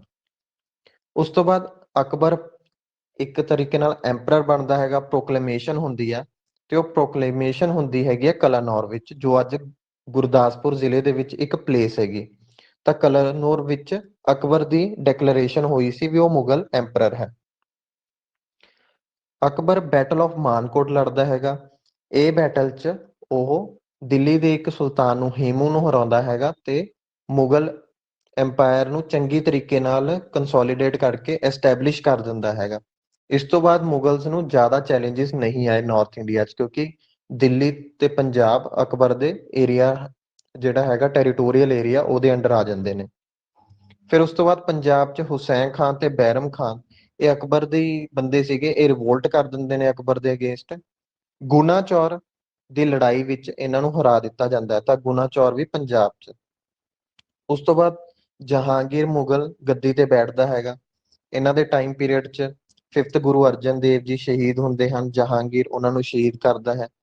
ਫਿਰ 6ਵੇਂ ਗੁਰੂ ਹਰਗੋਬਿੰਦ ਸਿੰਘ ਜੀ ਨੂੰ ਗਵਾਲੀਅਰ ਦੇ ਕਿਲੇ 'ਚ ਕੈਦ ਵੀ ਕਰਦਾ। ਉਸ ਤੋਂ ਬਾਅਦ ਸ਼ਾਹਜਹਾਂ ਮੁਗਲ ਐਂਪਰਰ ਬਣਦਾ ਹੈਗਾ, ਤੇ 6ਵੇਂ ਗੁਰੂ ਹਰਗੋਬਿੰਦ ਸਿੰਘ ਜੀ ਦੀ ਕਾਫੀ ਲੜਾਈਆਂ ਹੁੰਦੀਆਂ ਨੇ ਮੁਗਲ ਫੋਰਸਿਸ ਨਾਲ, ਜਿਵੇਂ battle of Amritsar, battle of Lahira. ਉਸ ਤੋਂ ਬਾਅਦ ਔਰੰਗਜ਼ੇਬ ਆਉਂਦਾ ਹੈਗਾ। ਇਹਨਾਂ ਦੇ ਟਾਈਮ ਪੀਰੀਅਡ 'ਚ 7ਵੇਂ 8ਵੇਂ 9ਵੇਂ ਤੇ 10ਵੇਂ ਗੁਰੂ ਜੀ ਗੁਰੂ ਗੱਦੀ ਤੇ ਵਿਰਾਜਮਾਨ ਸਨ। ਤਾਂ ਔਰੰਗਜ਼ੇਬ ਦਾ ਜਿਹੜਾ ਟਾਈਮ ਪੀਰੀਅਡ ਹੈ ਕਾਫੀ ਲੰਬਾ ਹੈਗਾ, 1658 ਤੋਂ 1707। 9th ਗੁਰੂ ਤੇਗ ਬਹਾਦਰ ਜੀ ਨੂੰ ਔਰੰਗਜ਼ੇਬ ਨੇ ਸ਼ਹੀਦ ਕੀਤਾ ਸੀ। 10th ਗੁਰੂ ਦੇ ਟਾਈਮ ਪੀਰੀਅਡ ਵਿੱਚ ਬਹੁਤ ਸਾਰੀਆਂ ਲੜਾਈਆਂ ਹੋਈਆਂ ਗੁਰੂ ਗੋਬਿੰਦ ਸਿੰਘ ਜੀ ਤੇ ਮੁਗਲ ਫੋਰਸਿਸ ਵਿਚਕਾਰ। ਇਹ ਜਿਹੜਾ ਮੁਗਲਾਂ ਦਾ ਟਾਈਮ ਹੈਗਾ, ਇਹਨਾਂ ਦਾ ਜਿਹੜਾ ਇਤਿਹਾਸ ਹੈਗਾ ਪੰਜਾਬ ਸਪੈਸੀਫਿਕ, ਇਹ ਦੋ ਕਿਤਾਬਾਂ ਤੋਂ ਆਪਾਂ ਨੂੰ ਪ੍ਰਮੁੱਖ ਤੌਰ ਤੇ ਮਿਲਦਾ ਹੈਗਾ। ਪੰਜਾਬ ਦੀ ਉਸ ਤਰੀਕੇ ਦੀ ਜਿਹੜੀ ਕੰਡੀਸ਼ਨ ਸੀਗੀ ਉਸ ਟਾਈਮ ਦੀ, ਉਹ ਆਪਾਂ ਨੂੰ ਦੋ ਬੁੱਕਸ ਦੇ ਸਹਾਰੇ ਤੋਂ ਮਿਲਦੀ ਆ। ਉਹ ਹੈਗੀ ਆ ਆਇਨ ਅਕਬਰੀ, ਇਹ ਅਬੁਲ ਫਾਜ਼ਲ ਨੇ ਲਿਖੀ ਸੀ, ਅਕਬਰ ਨਾਲ ਰਿਲੇਟਡ ਹੈ। ਫਿਰ ਇੱਕ ਮੁੰਸ਼ੀ ਸੂਜਨ ਰਾਏ ਹੋਇਆ, ਉਹਨੇ ਇੱਕ ਕਿਤਾਬ ਲਿਖੀ ਫਾਰਸੀ ਚ, ਖੁਲਾਸਤ ਉਤ ਤਵਾਰਿਖ। ਤਾਂ ਇਹਦੇ ਤੋਂ ਪੰਜਾਬ ਦੀ ਕੰਡੀਸ਼ਨਸ ਦਾ ਪਤਾ ਲੱਗਦਾ। ਫਿਰ ਉਸ ਟਾਈਮ ਦੇ ਐਗਰੀਕਲਚਰ ਦੀ ਗੱਲ ਕਰਦੇ ਹੈਗੇ ਆ, ਖੇਤੀਬਾੜੀ। ਪੰਜਾਬ ਇੱਕ ਫਰਟਾਈਲ ਪ੍ਰੋਵਿੰਸ ਸੀਗਾ ਮੁਗਲ ਐਮਪਾਇਰ ਦਾ, ਜਿਵੇਂ ਅੱਜ ਵੀ ਪੰਜਾਬ ਇੱਕ ਤਰੀਕੇ ਨਾਲ ਗ੍ਰੈਨਰੀ ਆ ਭਾਰਤ ਦੀ, ਉਸ ਟਾਈਮ ਵੀ ਪੰਜਾਬ ਕਾਫੀ ਫਰਟਾਈਲ ਪ੍ਰੋਵਿੰਸ ਸੀਗਾ, ਮਿੱਟੀ ਤਾਂ ਉਹੀ ਰਹਿੰਦੀ ਹੈ। ਫਿਰ ਜ਼ਬਤੀ ਸਿਸਟਮ ਜਾਂ ਦਹਿਸਾਲਾ ਸਿਸਟਮ ਜਿਹੜਾ ਹੈਗਾ ਸੀ, ਉਹ ਲੈਂਡ ਰੈਵਨਿਊ ਸਿਸਟਮ ਸੀ, ਜਿਹੜਾ ਰਾਜਾ ਟੋਡਰਮਲ ਨੇ ਡਿਜ਼ਾਈਨ ਕੀਤਾ ਸੀ। ਇਹਦੇ ਵਿੱਚ ਹੁੰਦਾ ਕੀ ਸੀ, 10 ਸਾਲਾਂ ਦਾ ਐਵਰੇਜ ਲੈ ਲਈ ਜਾਂਦੀ ਸੀ ਵੀ ਕਿੰਨੀ ਯੀਲਡ ਹੁੰਦੀ ਆ ਪਰ ਏਰੀਆ ਆਫ ਲੈਂਡ, ਤੇ ਉਹ ਜਿਹੜੀ ਕ੍ਰੌਪ ਆ ਉਹਦਾ ਪ੍ਰਾਈਸ ਕੀ ਆ 10 ਸਾਲਾਂ ਦਾ ਐਵਰੇਜ। ਫਿਰ ਉਹਦੇ ਹਿਸਾਬ ਤੇ ਜਿਹੜਾ ਸਟੇਟ ਦਾ ਸ਼ੇਅਰ ਹੈਗਾ ਉਹ ਤੈਅ ਹੁੰਦਾ ਸੀ। ਇਹਨੂੰ ਕਹਿੰਦੇ ਸੀ ਦਹਿਸਾਲਾ ਸਿਸਟਮ। ਜਰੀਬ ਇੱਕ ਸਟੈਂਡਰਡ ਆਫ ਮੈਜ਼ਰਮੈਂਟ ਸੀ ਉਸ ਟਾਈਮ ਦੀ। ਤਾਂ ਜਰੀਬ ਇੱਕ ਤਰੀਕੇ ਨਾਲ ਮੈਜ਼ਰਮੈਂਟ ਹੈਗੀ, ਜਿਵੇਂ ਆਪਾਂ ਗਜਾਂ 'ਚ ਮਿਲਦੇ ਹੈਗੇ, ਕੋਈ ਜਗ੍ਹਾ ਮੀਟਰ 'ਚ ਮਿਲਦੇ ਆ। ਤੇ ਐਗਰੀਕਲਚਰ ਦੀ ਜੇ ਗੱਲ ਕਰੀਏ, ਜਿਹੜੀ ਲੈਂਡ ਹੈਗੀ ਆ ਉਹਦੀਆਂ ਫਰਦਰ 4 ਡਿਵੀਜ਼ਨਸ ਹੁੰਦੀਆਂ ਸੀ। ਪੁਲਾਜ ਸਭ ਤੋਂ ਫਰਟਾਈਲ ਲੈਂਡ ਹੁੰਦੀ ਸੀ, ਜਿਹੜੀ ਬਾਰ-ਬਾਰ ਕਲਟੀਵੇਟ ਹੁੰਦੀ ਸੀ। ਪਰੌਥੀ ਥੋੜੀ ਜਿਹੀ ਇਨਫੀਰੀਅਰ ਹੁੰਦੀ ਸੀ, ਕਈ ਵਾਰ ਇਹਨੂੰ 1-2 ਸਾਲਾਂ ਲਈ ਵਿਲਾ ਛੱਡ ਦਿੱਤਾ ਜਾਂਦਾ ਸੀ। ਚੱਚਰ ਹੋਰ ਜ਼ਿਆਦਾ ਇਨਫੀਰੀਅਰ ਸੀ, 3-4 ਸਾਲਾਂ ਲਈ ਵਿਲਾ ਛੱਡ ਦਿੱਤਾ ਜਾਂਦਾ ਸੀ ਕਿਉਂਕਿ ਫਰਟੀਲਿਟੀ ਘੱਟ ਸੀ। ਤੇ ਬੰਜਰ ਜ਼ਮੀਨ ਉਹ ਹੁੰਦੀ ਸੀ ਜਿਹਨੂੰ ਕਈ ਵਾਰ 5 ਸਾਲਾਂ ਲਈ ਵਿਹਲਾ ਛੱਡ ਦਿੱਤਾ ਜਾਂਦਾ ਸੀ, ਕੋਈ ਕ੍ਰੌਪ ਨਹੀਂ ਹੁੰਦੀ ਸੀ। ਮੁਗਲ ਐਮਪਾਇਰ ਦੇ ਦੌਰਾਨ ਜਿਹੜੀ ਸਰਕਾਰ ਆ ਉਹ ਟਕਵੀ ਲੋਨਸ ਵੀ ਦਿੰਦੀ ਸੀ, ਤਾਂ ਕਿ ਜਿਹੜੇ ਕਿਸਾਨ ਨੇ ਉਹ ਇਨਪੁਟਸ ਖਰੀਦ ਸਕਣ, ਜਿਵੇਂ ਕਿ ਬੀਜ ਵਗੈਰਾ ਹੈਗੇ ਨੇ, ਤਾਂ ਹੋਰ ਕੋਈ ਇਨਪੁਟ ਚਾਹੀਦਾ ਹੈਗਾ ਖੇਤੀਬਾੜੀ ਲਈ, ਉਹਦੇ ਲਈ ਕਰਜ਼ਾ ਵੀ ਦਿੰਦੀ ਸੀ ਸਰਕਾਰ। ਫਿਰ ਇੱਕ ਦਾਸੇਰੀ ਟੈਕਸ ਲਗਾਇਆ ਜਾਂਦਾ ਸੀ। ਇਹ ਟੈਕਸ ਦਾ ਜਿਹੜਾ ਪੈਸਾ ਹੁੰਦਾ ਹੈਗਾ ਇਕੱਠਾ ਕਰਕੇ ਉਦੋਂ ਯੂਜ਼ ਕੀਤਾ ਜਾਂਦਾ ਸੀ ਜਦੋਂ ਕਿਤੇ ਸੁੱਕਾ ਪੈਂਦਾ ਸੀ, ਫੈਮਾਈਨ ਆਉਂਦਾ ਸੀ, ਫੈਮਾਈਨ ਰਿਲੀਫ ਲਈ ਇਹ ਟੈਕਸ ਦਾ ਅਮਾਉਂਟ ਯੂਜ਼ ਕੀਤਾ ਜਾਂਦਾ ਸੀਗਾ। ਤੇ ਜਿਹੜੀ ਸਟੇਟ ਹੈਗੀ ਆ ਉਹ ਐਨਕਰੇਜ ਕਰ ਰਹੀ ਸੀ to dig well and fit them with Persian wheels. ਤਾਂ ਸਟੇਟ ਐਨਕਰੇਜ ਵੀ ਕਰਦੀ ਸੀ ਕਿਸਾਨਾਂ ਨੂੰ ਵੀ ਉਹ ਖੁਦਾਈ ਕਰਕੇ ਖੂਹ ਬਣਾਉਣ ਤੇ ਖੂਹਾਂ ਨਾਲ ਪਰਸ਼ੀਅਨ ਵੀਲਸ ਲਾ ਲੈਣ, ਜਿਹਦੇ ਨਾਲ ਇਰੀਗੇਸ਼ਨ ਆਸਾਨੀ ਹੋ ਜਾਂਦੀ ਹੈ, ਸੌਖਾ ਹੋ ਜਾਂਦਾ ਹੈਗਾ। ਈਵਨ ਕਿ ਕਨਾਲਸ ਵੀ ਕਈ ਡਿਗ ਕੀਤੀਆਂ ਗਈਆਂ। ਇੱਕ ਰਾਵੀ ਨਦੀ ਤੋਂ ਕਨਾਲ ਦੀ ਖੁਦਾਈ ਹੁੰਦੀ ਹੈ ਸ਼ਾਹਜਹਾਂ ਦੇ ਟਾਈਮ ਪੀਰੀਅਡ ਵਿੱਚ। ਤਾਂ ਐਗਰੀਕਲਚਰ ਦੇ ਸੈਕਟਰ 'ਚ ਸਟੇਟ ਨੇ ਵੀ ਆਪਣਾ ਰੋਲ ਅਦਾ ਕੀਤਾ। ਤਾਂ ਜੀ ਪਰਸ਼ੀਅਨ ਵੀਲ ਇਹ ਚੀਜ਼ ਨੂੰ ਕਹਿੰਦੇ ਆ ਆਪਾਂ, ਇਹ ਪਰਸ਼ੀਅਨ ਵੀਲ ਹੈਗਾ। ਆ ਜਿਹੜੀਆਂ ਬਾਲਟੀਆਂ ਜਾਂ ਵੈਸਲਸ ਅਟੈਚ ਹੈਗੀਆਂ ਨੇ ਵੀਲ ਨਾਲ, ਇਹ ਥੱਲੇ ਜਾ ਕੇ ਪਾਣੀ ਉੱਪਰ ਲਿਆਉਂਦੀਆਂ ਨੇ, ਤੇ ਉੱਪਰ ਜਦੋਂ ਪਾਣੀ ਆਉਂਦਾ ਹੈਗਾ ਤਾਂ ਆਪਾਂ ਉਹਨੂੰ ਯੂਜ਼ ਕਰ ਸਕਦੇ ਹਾਂ। ਇਹ ਪਰਸ਼ੀਅਨ ਵੀਲ ਨੂੰ ਫਿੱਟ ਕਰਨ ਲਈ ਸਟੇਟ ਐਨਕਰੇਜ ਵੀ ਕਰਦੀ ਸੀ। ਹੁਣ ਐਗਰੀਕਲਚਰ ਸੈਕਟਰ ਤੋਂ ਬਾਅਦ ਇੰਡਸਟਰੀ ਸੈਕਟਰ ਦੀ ਗੱਲ ਕਰੀਏ। ਲਾਹੌਰ ਇੱਕ ਇੰਪੋਰਟੈਂਟ ਸਿਟੀ ਸੀ, ਇੰਪੋਰਟੈਂਟ ਇੰਡਸਟਰੀਅਲ ਸੈਂਟਰ ਸੀਗਾ। ਉੱਥੇ ਕਾਫੀ ਕਾਰਖਾਨੇ ਸੀਗੇ ਸਰਕਾਰੀ, ਇੰਪੀਰੀਅਲ ਵਰਕਸ਼ਾਪਸ ਹੁੰਦੀਆਂ ਸੀ, ਜਿਵੇਂ ਹਥਿਆਰ ਵਗੈਰਾ ਬਣਾਉਣੇ ਨੇ, ਸਵਾਰਡਸ ਵਗੈਰਾ, ਜਾਂ ਕੁਝ ਮੈਨੂਫੈਕਚਰਿੰਗ ਕਰਨੀ ਆ ਤਾਂ ਸਰਕਾਰੀ ਕਾਰਖਾਨੇ ਸਨ। ਤੇ ਲਾਹੌਰ ਤੇ ਗੁਜਰਾਤ ਦੋ ਸ਼ਹਿਰ ਪ੍ਰਮੁੱਖ ਨੇ, ਗੁਜਰਾਤ 'ਚ ਵੀ ਇਹ ਕਾਰਖਾਨੇ ਹੁੰਦੇ ਸੀ। ਤੇ ਸ਼ਾਲ ਕਾਫੀ ਫੇਮਸ ਸੀਗੇ, ਪੰਜਾਬ ਦੇ ਕਾਰਪੇਟਸ ਵੀ ਐਕਸਪੋਰਟ ਕੀਤੇ ਜਾਂਦੇ ਸੀਗੇ। ਸਿਆਲਕੋਟ ਇੱਕ ਜਗ੍ਹਾ ਹੈਗੀ, ਹੁਣ ਅੱਜ ਕੱਲ੍ਹ ਇਹ ਪਾਕਿਸਤਾਨ 'ਚ ਹੈ। ਉੱਥੋਂ ਦਾ ਕਾਗਜ਼ ਪੇਪਰ ਮਸ਼ਹੂਰ ਸੀਗਾ, ਪੇਪਰ ਮੈਨੂਫੈਕਚਰਿੰਗ ਹੁੰਦੀ ਸੀ। ਸੁਲਤਾਨਪੁਰ ਲੋਧੀ 'ਚ ਪ੍ਰਿੰਟਡ ਕਲੋਥ ਬਣਦਾ ਸੀਗਾ। ਤਾਂ ਇਹ ਇੰਡਸਟਰੀ ਸੀਗੀ ਉਸ ਟਾਈਮ ਦੀ, ਕਿਉਂਕਿ ਇੰਡਸਟਰੀ ਦੀ ਜੇ ਗੱਲ ਕਰੀਏ ਉਸ ਟਾਈਮ ਪੀਰੀਅਡ 'ਚ ਕੋਈ ਇੰਡਸਟਰੀਅਲ ਰੈਵੋਲਿਊਸ਼ਨ ਤਾਂ ਆਇਆ ਨਹੀਂ ਸੀ। ਮੋਟੀਆਂ-ਮੋਟੀਆਂ ਇਹ ਜਗ੍ਹਾਵਾਂ ਸੀਗੀਆਂ ਜਿੱਥੇ ਵੱਡੇ ਸਕੇਲ ਤੇ ਮੈਨੂਫੈਕਚਰਿੰਗ ਹੁੰਦੀ ਸੀ। ਪਰਿਵਾਰਾਂ ਦੇ ਪਰਿਵਾਰ ਇੱਕ ਚੀਜ਼ ਬਣਾਈ ਜਾ ਰਹੇ ਸੀ, ਜਿਵੇਂ ਸ਼ਾਲ, ਕਾਰਪੇਟਸ। ਫਿਰ ਜਿਹੜੇ ਮੇਲੇ ਹੁੰਦੇ ਸੀਗੇ, ਫੇਅਰਸ, ਉਹ ਇੰਟਰਨਲ ਟ੍ਰੇਡ ਲਈ ਇੰਪੋਰਟੈਂਟ ਸੀਗੇ। ਇੰਟਰਨਲ ਟ੍ਰੇਡ ਜਿਵੇਂ ਲਾ ਲਓ ਘੋੜੇ ਦਾ ਵਪਾਰ ਕਰਨਾ, ਜੋ ਐਨੀਮਲਸ ਕੋਈ ਹੋਰ ਹੈਗੇ ਨੇ, ਬੱਕਰੀਆਂ, ਬਲਦ, ਤਾਂ ਉਹ ਫੇਅਰ ਮੇਲੇ 'ਚ ਟ੍ਰੇਡ ਹੁੰਦੀ ਸੀ ਉਹਨਾਂ ਦੀ। ਇਹ ਵੀ ਇੰਪੋਰਟੈਂਟ ਨੇ ਜੇ ਟ੍ਰੇਡ ਦੀ ਗੱਲ ਕਰੀਏ। ਫਿਰ ਆਪਾਂ ਸੋਸ਼ਲ ਕੰਡੀਸ਼ਨਸ ਅੰਡਰ ਮੁਗਲ ਦੀ ਗੱਲ ਕਰਦੇ ਹਾਂ। ਸੋਸ਼ਲ ਕੰਡੀਸ਼ਨਸ, ਸਮਾਜਿਕ ਕੰਡੀਸ਼ਨਸ ਕਿਸ ਤਰੀਕੇ ਦੀਆਂ ਸੀਗੀਆਂ ਮੁਗਲਸ ਦੇ ਟਾਈਮ ਪੀਰੀਅਡ ਵਿੱਚ? ਤਾਂ ਮੁਗਲਾਂ ਸਮੇਂ ਮੁਸਲਿਮ ਸਮੁਦਾਇ ਦੇ ਲੋਕ ਵੱਡੀ ਸੰਖਿਆ ਵਿੱਚ ਰਹਿ ਰਹੇ ਸੀਗੇ ਪੰਜਾਬ 'ਚ। ਮੁਸਲਿਮਸ ਜਿਹੜੇ ਹੈਗੇ ਨੇ 11-12 ਸੈਂਚਰੀ 'ਚੋਂ ਜਦੋਂ ਮੁਸਲਿਮ ਇਨਵੇਜ਼ਨਸ ਹੋਈਆਂ ਭਾਰਤ 'ਚ, ਤਾਂ ਪੰਜਾਬ 'ਚ ਕਾਫੀ ਬੜੀ ਆਬਾਦੀ ਇਸਲਾਮ ਕਬੂਲ ਕਰ ਲੈਂਦੀ ਹੈਗੀ ਆ। ਫਿਰ ਮੁਗਲ ਐਮਪਾਇਰ ਦੇ ਸਮੇਂ ਵੀ, ਚਾਹੇ ਉਹ ਤਲਵਾਰ ਦੇ ਦਮ ਤੇ ਜਾਂ ਵੋਲੈਂਟਰੀ, ਤਾਂ ਬਹੁਤ ਸੰਖਿਆ 'ਚ ਮੁਸਲਿਮਸ ਹੈਗੇ ਸੀਗੇ ਮੁਗਲ ਪੀਰੀਅਡ 'ਚ। ਮੁਸਲਿਮਸ ਦੀਆਂ ਫਰਦਰ ਡਿਵੀਜ਼ਨ ਸੀਗੀਆਂ, ਤਾਂ ਸਾਰੇ ਜਿਹੜੇ ਮੁਸਲਿਮ ਸਮੁਦਾਇ ਦੇ ਲੋਕ ਸੀ ਇਹ ਬਰਾਬਰ ਨਹੀਂ ਸੀਗੇ। ਇੱਕ ਤਾਂ ਨੋਬਿਲਿਟੀ ਜਾਂ ਮਨਸਬਦਾਰ ਹੁੰਦੇ ਸੀ, ਜਿਨ੍ਹਾਂ ਕੋਲ ਹਾਈ ਪੋਸਟ ਹੁੰਦੀਆਂ ਸੀ, ਸਿਵਲ ਤੇ ਮਿਲਟਰੀ ਡਿਪਾਰਟਮੈਂਟਸ, ਵੱਡੇ ਵੱਡੇ ਮਨਸਬਦਾਰ। ਫਿਰ ਮਿਡਲ ਕਲਾਸ ਹੁੰਦੀ ਸੀ, ਪ੍ਰੋਫੈਸ਼ਨਲ, ਕੋਈ ਸਕਾਲਰ ਪੜ੍ਹਾ ਰਹੇ ਨੇ। ਲੋਅਰ ਅਫੀਸ਼ੀਅਲਸ ਹੁੰਦੇ ਸੀਗੇ, ਵਪਾਰੀ ਹੁੰਦੇ ਸੀਗੇ, ਕੋਈ ਦੁਕਾਨਦਾਰ ਹੈਗੇ ਨੇ, ਤਾਂ ਉਹਨਾਂ ਦੀ ਇੱਕ ਕਲਾਸ ਸੀ। ਫਿਰ ਲੋਅਰ ਲੈਵਲ ਤੇ ਹੁੰਦੇ ਸੀ ਲੇਬਰਰਸ, ਦਿਹਾੜੀਦਾਰ ਮਜ਼ਦੂਰ, ਡੋਮੈਸਟਿਕ ਸਰਵੈਂਟਸ, ਘਰੇਲੂ ਜਿਹੜੇ ਕਾਮੇ ਸਨ, ਤੇ ਕਿਸਾਨ। ਤਾਂ ਐਵੇਂ ਨਹੀਂ ਸੀ ਵੀ ਸ਼ਾਸਕ ਜੇ ਮੁਸਲਮਾਨ ਹੈਗਾ ਤਾਂ ਮੁਸਲਿਮਸ ਦੀ ਕੰਡੀਸ਼ਨਸ ਬੈਟਰ ਸੀ। ਉਹਨਾਂ 'ਚ ਵੀ ਤਿੰਨ ਵਰਗ ਸੀਗੇ। ਫਿਰ ਆਪਾਂ ਗੱਲ ਕਰਦੇ ਹਾਂ ਹਿੰਦੂ ਸਮੁਦਾਇ ਦੀ। ਮੈਜੋਰਿਟੀ ਆਫ ਪੋਪੂਲੇਸ਼ਨ ਉਦੋਂ ਹਿੰਦੂ ਧਰਮ ਫੋਲੋ ਕਰ ਰਹੀ ਸੀ। ਮੈਜੋਰਿਟੀ ਆਫ ਪੋਪੂਲੇਸ਼ਨ ਉਦੋਂ ਵੀ ਹਿੰਦੂ ਹੀ ਸੀ ਪੰਜਾਬ ਦੀ। ਤੇ ਹਿੰਦੂਸ 'ਚ ਫਰਦਰ ਡਿਵੀਜ਼ਨ ਸੀਗੀ ਕਾਸਟ ਸਿਸਟਮ ਦੀ, ਬ੍ਰਾਹਮਣਸ, ਕਸ਼ਤਰੀਆਸ, ਵੈਸ਼ਿਆਸ, ਸ਼ੂਦਰਾਸ, ਤੇ ਉਸ ਤੋਂ ਬਾਅਦ ਚੰਡਾਲ ਜਾਂ ਅਨਟਚੇਬਲ, ਤਾਂ ਡਿਵੀਜ਼ਨ ਸੀਗੀ। ਫਿਰ ਚੌਧਰੀ ਤੇ ਮੁਕੱਦਮ ਜਿਹੜੇ ਵਿਲੇਜ ਲੈਵਲ ਆਫੀਸਰਸ ਹੁੰਦੇ ਸੀਗੇ, ਇਹ ਜ਼ਿਆਦਾਤਰ ਹਿੰਦੂ ਸਮੁਦਾਇ ਨਾਲ ਤਾਲੁਕਾਤ ਰੱਖਦੇ ਸੀ। ਤੇ ਹਿੰਦੂ ਸਮੁਦਾਇ ਦੇ ਮੋਨੋਪਲੀ ਹੁੰਦੀ ਸੀ ਬੈਂਕਿੰਗ ਤੇ ਮਨੀ ਲੈਂਡਿੰਗ, ਜਾਂ ਮਨੀ ਲੈਂਡਿੰਗ ਜਾਂ ਬੈਂਕਿੰਗ ਦਾ ਜਿਹੜਾ ਕੰਮ ਹੈਗਾ, ਆੜਤੀ ਦਾ ਕੰਮ, ਇਹ ਜ਼ਿਆਦਾਤਰ ਹਿੰਦੂ ਸਮੁਦਾਇ ਦੇ ਲੋਕ ਹੀ ਕਰਦੇ ਸਨ। ਫਿਰ ਇਹ ਦੋ ਧਰਮਾਂ ਤੋਂ ਇਲਾਵਾ ਜੇ ਗੱਲ ਕਰੀਏ, ਸਲੇਵਸ ਵੀ ਹੁੰਦੇ ਸੀ, ਗੁਲਾਮ। ਤਾਂ ਮੁਗਲ ਟਾਈਮ ਪੀਰੀਅਡ 'ਚ ਵੀ ਸਲੇਵਸ ਹੁੰਦੇ ਸਨ, ਪਹਿਲਾਂ ਵੀ ਸਨ। ਤੇ ਸਲੇਵਰੀ ਤਾਂ ਕਾਫੀ ਬੁਰੀ ਚੀਜ਼ ਹੈਗੀ ਆ। ਤੇ ਇਨੂਚ ਮਤਲਬ ਜਿਹੜੇ ਹਿਜੜੇ ਜਾਂ ਥਰਡ ਜੈਂਡਰ, ਟਰਾਂਸਜੈਂਡਰ ਸੀਗੇ, ਉਹ ਵੀ ਸੀਗੇ। ਤਾਂ ਸਮਾਜ ਦੇ ਹਿੱਸੇ ਜੇ ਆਪਾਂ ਕਰੀਏ, ਮੁਸਲਿਮ ਸਮੁਦਾਇ ਦੇ ਲੋਕ ਵੀ ਸੀ, ਹਿੰਦੂ ਸਮੁਦਾਇ ਦੇ ਵੀ ਸੀਗੇ। ਯੂਨਿਟ ਹਿਜੜੇ, ਟਰਾਂਸਜੈਂਡਰ ਸੀਗੇ, ਤੇ ਸਲੇਵਸ ਸੀਗੇ, ਗੁਲਾਮ। ਸਲੇਵਰੀ ਪ੍ਰਵੇਲੈਂਟ ਸੀਗੀ। ਫਿਰ ਆਪਾਂ ਰਿਲੀਜੀਅਸ ਟੋਲਰੇਸ਼ਨ ਆਫ ਅਕਬਰ ਦੀ ਗੱਲ ਕਰਦੇ ਹੈਗੇ ਆ। ਇਹ ਇੰਪੋਰਟੈਂਟ ਪੁਆਇੰਟ ਆ ਸੋਸ਼ਲ ਕੰਡੀਸ਼ਨਸ ਨੂੰ ਜੇ ਸਮਝਣਾ, ਕਿਉਂਕਿ ਆਪਾਂ ਹਿੰਦੂ ਤੇ ਮੁਸਲਿਮ ਸਮੁਦਾਇ ਦੇ ਲੋਕਾਂ ਦੀ ਚਰਚਾ ਕੀਤੀ ਥੋੜੀ ਥੋੜੀ, ਪਰ ਇਹਨਾਂ ਦੇ ਆਪਸ ਦੇ ਰਿਲੇਸ਼ਨ ਕਹੇ ਜੇ ਸੀਗੇ, ਇਹ ਅਕਬਰ ਦੀ ਸਟੱਡੀ ਕਰੇ ਬਿਨਾਂ ਆਪਾਂ ਸਮਝ ਨਹੀਂ ਸਕਦੇ। ਅਕਬਰ ਕਾਫੀ ਟੋਲਰੈਂਟ ਸੀਗਾ, ਸੈਕੂਲਰ ਸੀ, ਲਿਬਰਲ ਸੀ। ਇਹਦੇ ਟਾਈਮ ਪੀਰੀਅਡ 'ਚ ਸਿੱਖੀਜ਼ਮ ਵੀ ਕਾਫੀ ਪ੍ਰੋਪੋਗੇਟ ਹੋਇਆ, ਆਪਾਂ ਪਹਿਲਾਂ ਵੀ ਚਰਚਾ ਕੀਤੀ ਆ। ਇਹਦੇ ਟਾਈਮ ਪੀਰੀਅਡ 'ਚ ਕਾਫੀ ਹਿੰਦੂਸ ਤੇ ਮੁਸਲਿਮਸ ਕਲੋਜ਼ਰ ਸੀਗੇ। ਐਵੇਂ ਨਹੀਂ ਸੀ ਕੋਈ ਪੋਲਰਾਈਜੇਸ਼ਨ ਹੈਗਾ, ਫਰਕ ਹੈਗਾ, ਫਿਰਕੂਪਣਾ, ਕਮਿਊਨਲਿਜ਼ਮ ਨਹੀਂ ਸੀਗਾ। ਮੀਆਂ ਮੀਰ ਜੀ ਨੇ ਹਰਮੰਦਰ ਸਾਹਿਬ ਦੀ ਨੀਂਹ ਰੱਖੀ ਸੀ। ਪੀਰ ਬੁੱਧੂ ਸ਼ਾਹ ਜੀ ਗੁਰੂ ਗੋਬਿੰਦ ਸਿੰਘ ਜੀ ਦੇ ਚੰਗੇ ਦੋਸਤ ਸਨ। ਉਹਨਾਂ ਨੂੰ ਐਗਜ਼ੀਕਿਊਟ ਵੀ ਕੀਤਾ ਗਿਆ, ਪੀਰ ਬੁੱਧੂ ਸ਼ਾਹ ਜੀ ਨੂੰ, ਗੁਰੂ ਗੋਬਿੰਦ ਸਿੰਘ ਜੀ ਦੀ ਮਦਦ ਕਰਨ ਲਈ। ਫਿਰ ਗੁਰੂ ਗੋਬਿੰਦ ਸਿੰਘ ਜੀ ਗਨੀ ਖਾਨ ਤੇ ਨਬੀ ਖਾਨ ਨਾਲ ਵੀ ਦੋਸਤੀ ਰੱਖਦੇ ਸਨ। ਤਾਂ ਐਵੇਂ ਨਹੀਂ ਸੀ ਕੋਈ ਮੁਸਲਿਮ ਤੇ ਸਿੱਖ ਜਾਂ ਮੁਸਲਿਮ ਤੇ ਹਿੰਦੂਸ ਦੀ ਕੋਈ ਆਪਸ ਦੀ ਲੜਾਈ ਸੀਗੀ, ਸਾਰੇ ਸਾਂਝੇ ਰਹਿ ਰਹੇ ਸੀਗੇ। ਫਿਰ ਟੌਮ ਆਫ ਸ਼ੇਖ ਫਰੀਦ, ਸੂਫੀ ਸੰਤ ਸਨ ਫਰੀਦ ਜੀ, ਉਹਨਾਂ ਦਾ ਟੌਮ ਸੀਗਾ, ਜਿਵੇਂ ਮਜ਼ਾਰ ਵਗੈਰਾ ਹੁੰਦੀ ਹੈ। ਤਾਂ ਉੱਥੇ ਹਿੰਦੂ ਤੇ ਮੁਸਲਮਾਨ ਸਮੁਦਾਇ ਦੇ ਲੋਕ ਆਉਂਦੇ ਸਨ। ਤਾਂ ਐਵੇਂ ਨਹੀਂ ਸੀ ਕੋਈ ਇੱਕ ਵਰਗ ਦੇ ਆ ਰਹੇ ਨੇ, ਦੋਨੋਂ ਧਰਮਾਂ ਦੇ ਲੋਕ ਉੱਥੇ ਮੱਥਾ ਟੇਕਦੇ ਸੀ। ਇਸੇ ਤਰੀਕੇ ਦੀ ਗੱਲ ਸੀ ਗੁੱਗਾ ਪੀਰ ਨਾਲ। ਤਾਂ ਗੁੱਗਾ ਪੀਰ ਤੇ ਵੀ ਮੱਥਾ ਟੇਕਣ ਹਿੰਦੂ ਤੇ ਮੁਸਲਮਾਨ ਦੋਨੋਂ ਸਮੁਦਾਇ ਦੇ ਲੋਕ ਜਾਂਦੇ ਸਨ।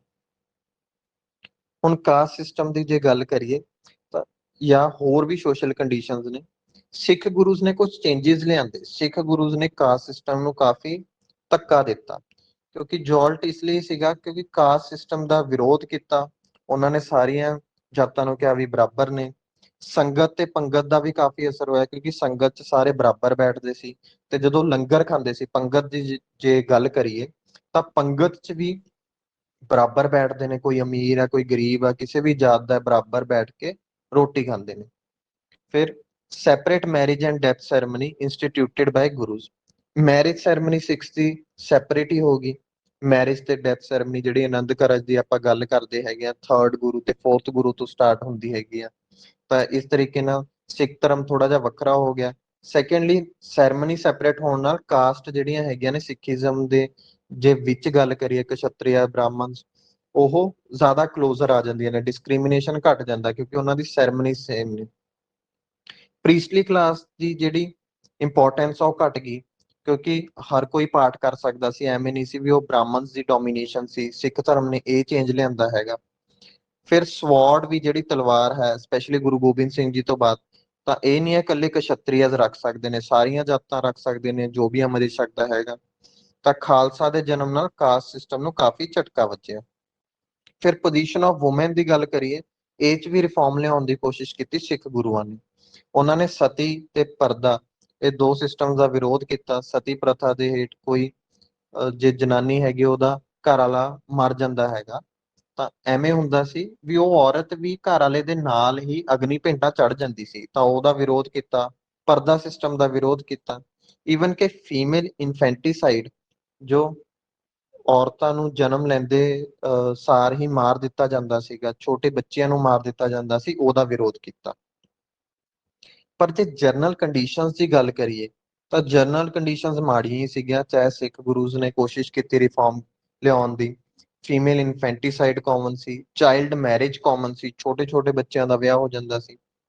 ਵਿਡੋ ਰੀਮੈਰਿਜ ਦੀ ਮਨਾਹੀ ਸੀਗੀ, ਜੇ ਕੋਈ ਵਿਧਵਾ ਹੈਗੀ ਉਹਦਾ ਵਿਆਹ ਸਮਾਜ 'ਚ ਨਹੀਂ ਹੁੰਦਾ ਸੀ। ਕਾਸਟ ਸਿਸਟਮ ਕਾਫੀ ਰਿਜਿਡ ਸੀ। ਫਿਰ ਇੱਕ ਹੋਰ ਖਾਮੀ ਸੀਗੀ ਉਸ ਸਮੇਂ ਦੇ ਸਮਾਜ ਦੀ, ਤੰਬਾਕੂ ਦਾ ਸੇਵਨ ਕਾਫੀ ਵੱਧ ਗਿਆ ਸੀ, ਸਮੋਕਿੰਗ ਆਫ ਟੋਬੈਕੋ, ਤੇ ਜਹਾਂਗੀਰ ਦੇ ਰੇਂਜ 'ਚ ਕਾਫੀ ਵੱਧ ਗਿਆ ਸੀਗਾ। ਤਾਂ ਜਦੋਂ ਜਹਾਂਗੀਰ ਆਉਂਦਾ ਹੈਗਾ ਉਹਦੇ ਟਾਈਮ ਪੀਰੀਅਡ 'ਚ ਤੰਬਾਕੂ ਬਹੁਤ ਲੋਕ ਕੰਜ਼ਿਊਮ ਕਰ ਰਹੇ ਨੇ। ਇਹੀ ਕਾਰਨ ਹੈ ਵੀ ਤੰਬਾਕੂ ਇੰਨੇ ਲੋਕ ਕੰਜ਼ਿਊਮ ਕਰ ਰਹੇ ਸੀ, ਗੁਰੂ ਗੋਬਿੰਦ ਸਿੰਘ ਜੀ ਨੇ ਇੰਸਟਰਕਸ਼ਨਸ ਇਸ਼ੂ ਕੀਤੀਆਂ ਵੀ ਤੰਬਾਕੂ ਦਾ ਸੇਵਨ ਨਹੀਂ ਕਰਨਾ ਹੈਗਾ, ਇੰਟੌਕਸੀਕੈਂਟਸ ਤੋਂ ਦੂਰ ਰਹਿਣਾ ਹੈਗਾ। ਤਾਂ ਇਹ ਸੀਗੀਆਂ ਜਨਰਲ ਕੰਡੀਸ਼ਨਸ। ਐਜੂਕੇਸ਼ਨ ਦੀ ਗੱਲ ਕਰੀਏ, ਉਸ ਟਾਈਮ ਦੀ ਐਜੂਕੇਸ਼ਨ, ਪੜ੍ਹਾਈ ਲਿਖਾਈ ਕਿਸ ਤਰੀਕੇ ਦੀ ਸੀ, ਤਾਂ ਇੱਕ ਰੈਗੂਲਰ ਡਿਪਾਰਟਮੈਂਟ ਹੁੰਦਾ ਸੀ ਸਟੇਟ ਦੇ ਅੰਡਰ, ਜਿਹਨੂੰ ਹੈਡ ਕਰਦਾ ਸੀ ਇੱਕ ਆਫੀਸਰ, ਨਾਮ ਹੁੰਦਾ ਸੀ ਚੀਫ ਸਦਰ।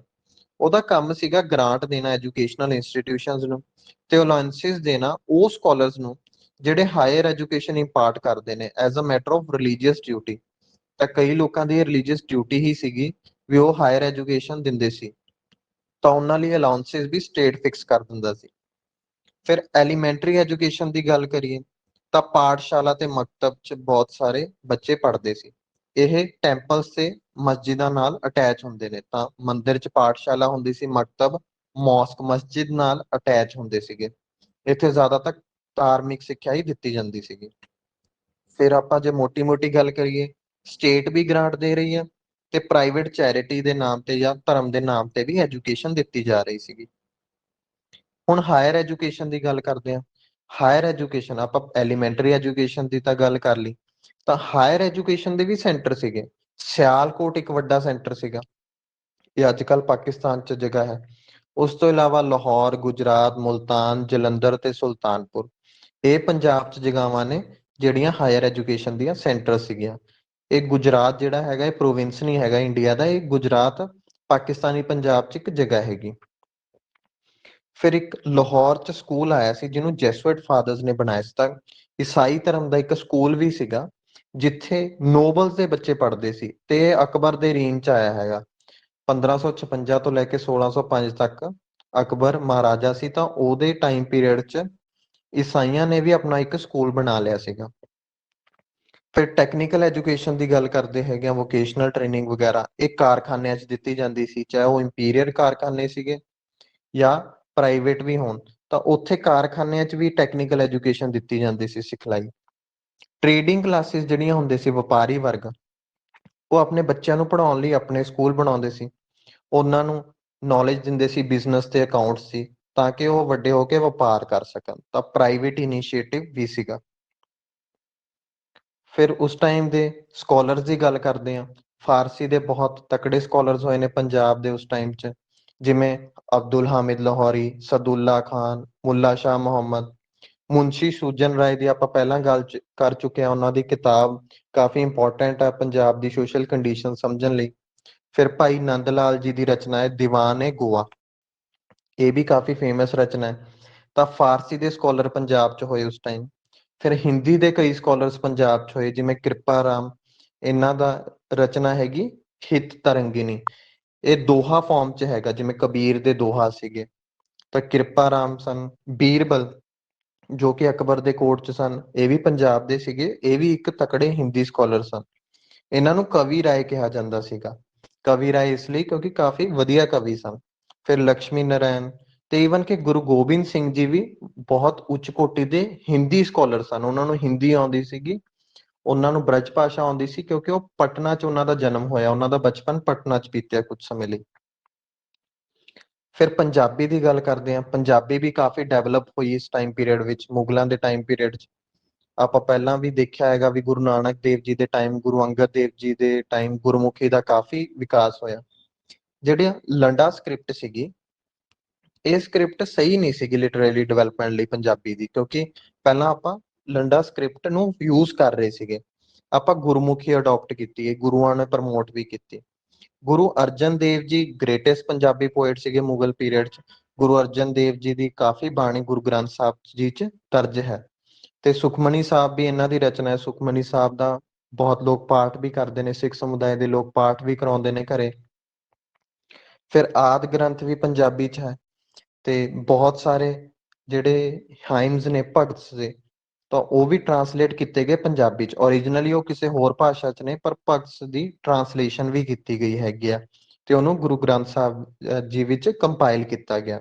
ਤਾਂ ਪੰਜਾਬੀ ਦੀ ਜਿਹੜੀ ਡਿਵੈਲਪਮੈਂਟ ਹੈਗੀ ਆ, ਉਹ ਗੁਰੂਆਂ ਨਾਲ ਜ਼ਿਆਦਾ ਜੁੜੀ ਹੋਈ ਹੈ। ਗੁਰਮੁਖੀ ਸਕ੍ਰਿਪਟ ਵੀ ਪ੍ਰਮੋਟ ਕੀਤੀ ਉਹਨਾਂ ਨੇ, ਤੇ ਪੰਜਾਬੀ 'ਚ ਬਾਣੀ ਵੀ ਕੰਪੋਜ਼ ਕੀਤੀ।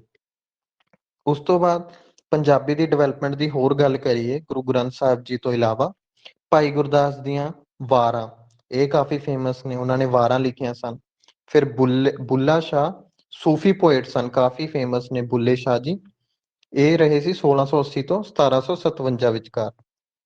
ਤਾਂ ਇਹ ਔਰੰਗਜ਼ੇਬ ਦੇ ਟਾਈਮ ਪੀਰੀਅਡ 'ਚ ਸਨ। ਪਿੱਲੋ, ਛੱਜੂ, ਇਹ ਵੀ ਪੰਜਾਬੀ ਦੇ ਰਾਈਟਰ ਸਨ ਮੁਗਲ ਪੀਰੀਅਡ 'ਚ। ਫਿਰ ਭਾਈ ਮਨੀ ਸਿੰਘ ਜੀ, ਇਹਨਾਂ ਨੇ ਗਿਆਨ ਰਤਨਾਵਲੀ, ਇਹਨਾਂ ਦੀ ਰਚਨਾ ਹੈ, ਇਹ ਲਿਖੀ ਸੀ ਗਿਆਨ ਰਤਨਾਵਲੀ। ਤੇ ਇਹ ਵੀ ਕਾਫੀ ਫੇਮਸ ਪੰਜਾਬੀ ਦੇ ਰਾਈਟਰ ਨੇ। ਇਹਨਾਂ ਨੂੰ 1738 ਵਿੱਚ ਸ਼ਹੀਦ ਵੀ ਕੀਤਾ ਗਿਆ ਸੀਗਾ ਮੁਗਲਾਂ ਵੱਲੋਂ। ਹੁਣ ਆਪਾਂ ਗੱਲ ਕਰਦੇ ਹਾਂ ਪੰਜਾਬ ਦੇ ਆਰਕੀਟੈਕਚਰ ਦੀ। ਲਾਹੌਰ ਇੱਕ ਇੰਪੋਰਟੈਂਟ ਸਿਟੀ ਸੀਗਾ ਮੁਗਲ ਐਮਪਾਇਰ ਦਾ, ਇੰਪੀਰੀਅਲ ਹੈੱਡਕੁਆਟਰ ਵੀ ਸੀਗਾ। ਇਸ ਦਾ ਅਸਰ ਆਰਕੀਟੈਕਚਰ ਤੇ ਹੋਇਆ। ਲਾਹੌਰ 'ਚ ਕਾਫੀ ਇੰਪੋਰਟੈਂਟ ਬਿਲਡਿੰਗਸ ਆਈਆਂ, ਜਿਵੇਂ ਕਿ ਟੌਮ ਹੈਗਾ ਜਹਾਂਗੀਰ ਦਾ, ਤੇ ਅਸਫ ਖਾਨ ਦਾ ਵੀ। ਜਹਾਂਗੀਰ ਮੁਗਲ ਐਮਪਰਰ ਸੀਗਾ, ਅਸਫ ਖਾਨ ਵੀ ਇੱਕ ਨੋਬਿਲਿਟੀ ਦਾ ਹੀ ਹਿੱਸਾ ਸੀ। ਫਿਰ ਸ਼ਾਹਜਹਾਨ ਨੇ ਸ਼ਾਲੀਮਾਰ ਗਾਰਡਨ ਬਣਵਾਇਆ ਸੀਗਾ ਲਾਹੌਰ ਵਿੱਚ। ਵਜ਼ੀਰ ਖਾਨ ਦੀ ਮਸਜਿਦ ਵੀ ਹੈ ਲਾਹੌਰ 'ਚ। ਤਾਂ ਲਾਹੌਰ 'ਚ ਕਾਫੀ ਇੰਪੋਰਟੈਂਟ ਬਿਲਡਿੰਗਸ ਕੰਸਟਰਕਟ ਹੋਈਆਂ ਮੁਗਲ ਪੀਰੀਅਡ ਦੌਰਾਨ। ਉਸ ਤੋਂ ਇਲਾਵਾ ਜਿੰਨੇ ਵੀ ਸਿੱਖ ਗੁਰੂ ਸਾਹਿਬਾਨ ਸੀਗੇ, ਬਹੁਤ ਸਾਰੇ ਸਿੱਖ ਗੁਰੂਆਂ ਨੇ ਨਵੇਂ-ਨਵੇਂ ਸ਼ਹਿਰ ਵਸਾਏ, ਜਿਵੇਂ ਰਾਮਦਾਸਪੁਰ, ਜਿਹਨੂੰ ਅੱਜ ਕੱਲ੍ਹ ਆਪਾਂ ਅੰਮ੍ਰਿਤਸਰ ਕਹਿੰਦੇ ਹੈਗੇ ਆ, ਤਰਨ ਤਾਰਨ, ਕਰਤਾਰਪੁਰ, ਕੀਰਤਪੁਰ, ਅਨੰਦਪੁਰ ਸਾਹਿਬ, ਇੰਨੇ ਸਾਰੇ ਸ਼ਹਿਰ ਵਸਾਏ ਗਏ। ਕਾਫੀ ਕਿਲੇ ਵੀ ਬਣਵਾਏ ਗਏ, ਜਿਵੇਂ ਅਨੰਦਪੁਰ ਵਿਖੇ ਕਿਲੇ ਹਨ, ਲੋਹਗੜ੍ਹ, ਕੇਸ਼ਗੜ੍ਹ, ਫਤਿਹਗੜ੍ਹ, ਆਨੰਦਗੜ੍ਹ। ਤਾਂ ਇਹ ਸਾਰਾ ਸੀਗਾ ਆਰਕੀਟੈਕਚਰ।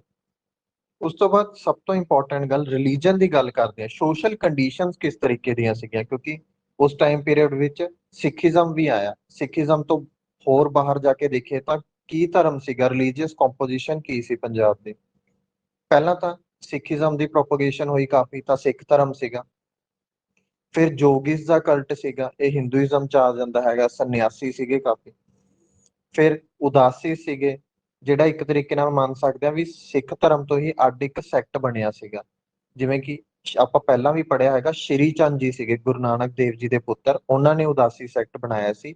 ਇਹ ਸੰਨਿਆਸ 'ਚ ਯਕੀਨ ਰੱਖਦੇ ਸੀ, ਪਰ ਇਹਨਾਂ ਨੂੰ ਪੰਥ ਵਿੱਚੋਂ ਛੇਕ ਦਿੱਤਾ ਗਿਆ ਸੀ। ਫਿਰ ਇਸਲਾਮ ਦੀ ਜੇ ਗੱਲ ਕਰੀਏ, ਇਸਲਾਮ ਵਿੱਚ ਸੂਫੀ ਕਲਚਰ ਆਇਆ ਉਸ ਟਾਈਮ ਪੀਰੀਅਡ ਵਿੱਚ। ਤਾਂ ਵੈਸੇ ਤਾਂ ਇਸਲਾਮ ਹੈਗਾ ਹੀ ਸੀਗਾ ਭਾਰਤ ਵਿੱਚ। ਸੂਫੀਜ਼ਮ ਥੋੜੀ ਜਿਹੀ ਡਿਫਰੈਂਟ ਚੀਜ਼ ਆ, ਜਿਵੇਂ ਹਿੰਦੂਇਜ਼ਮ ਨਾਲੋਂ ਭਗਤੀਜ਼ਮ ਥੋੜਾ ਜਿਹਾ ਡਿਫਰੈਂਟ ਹੈਗਾ।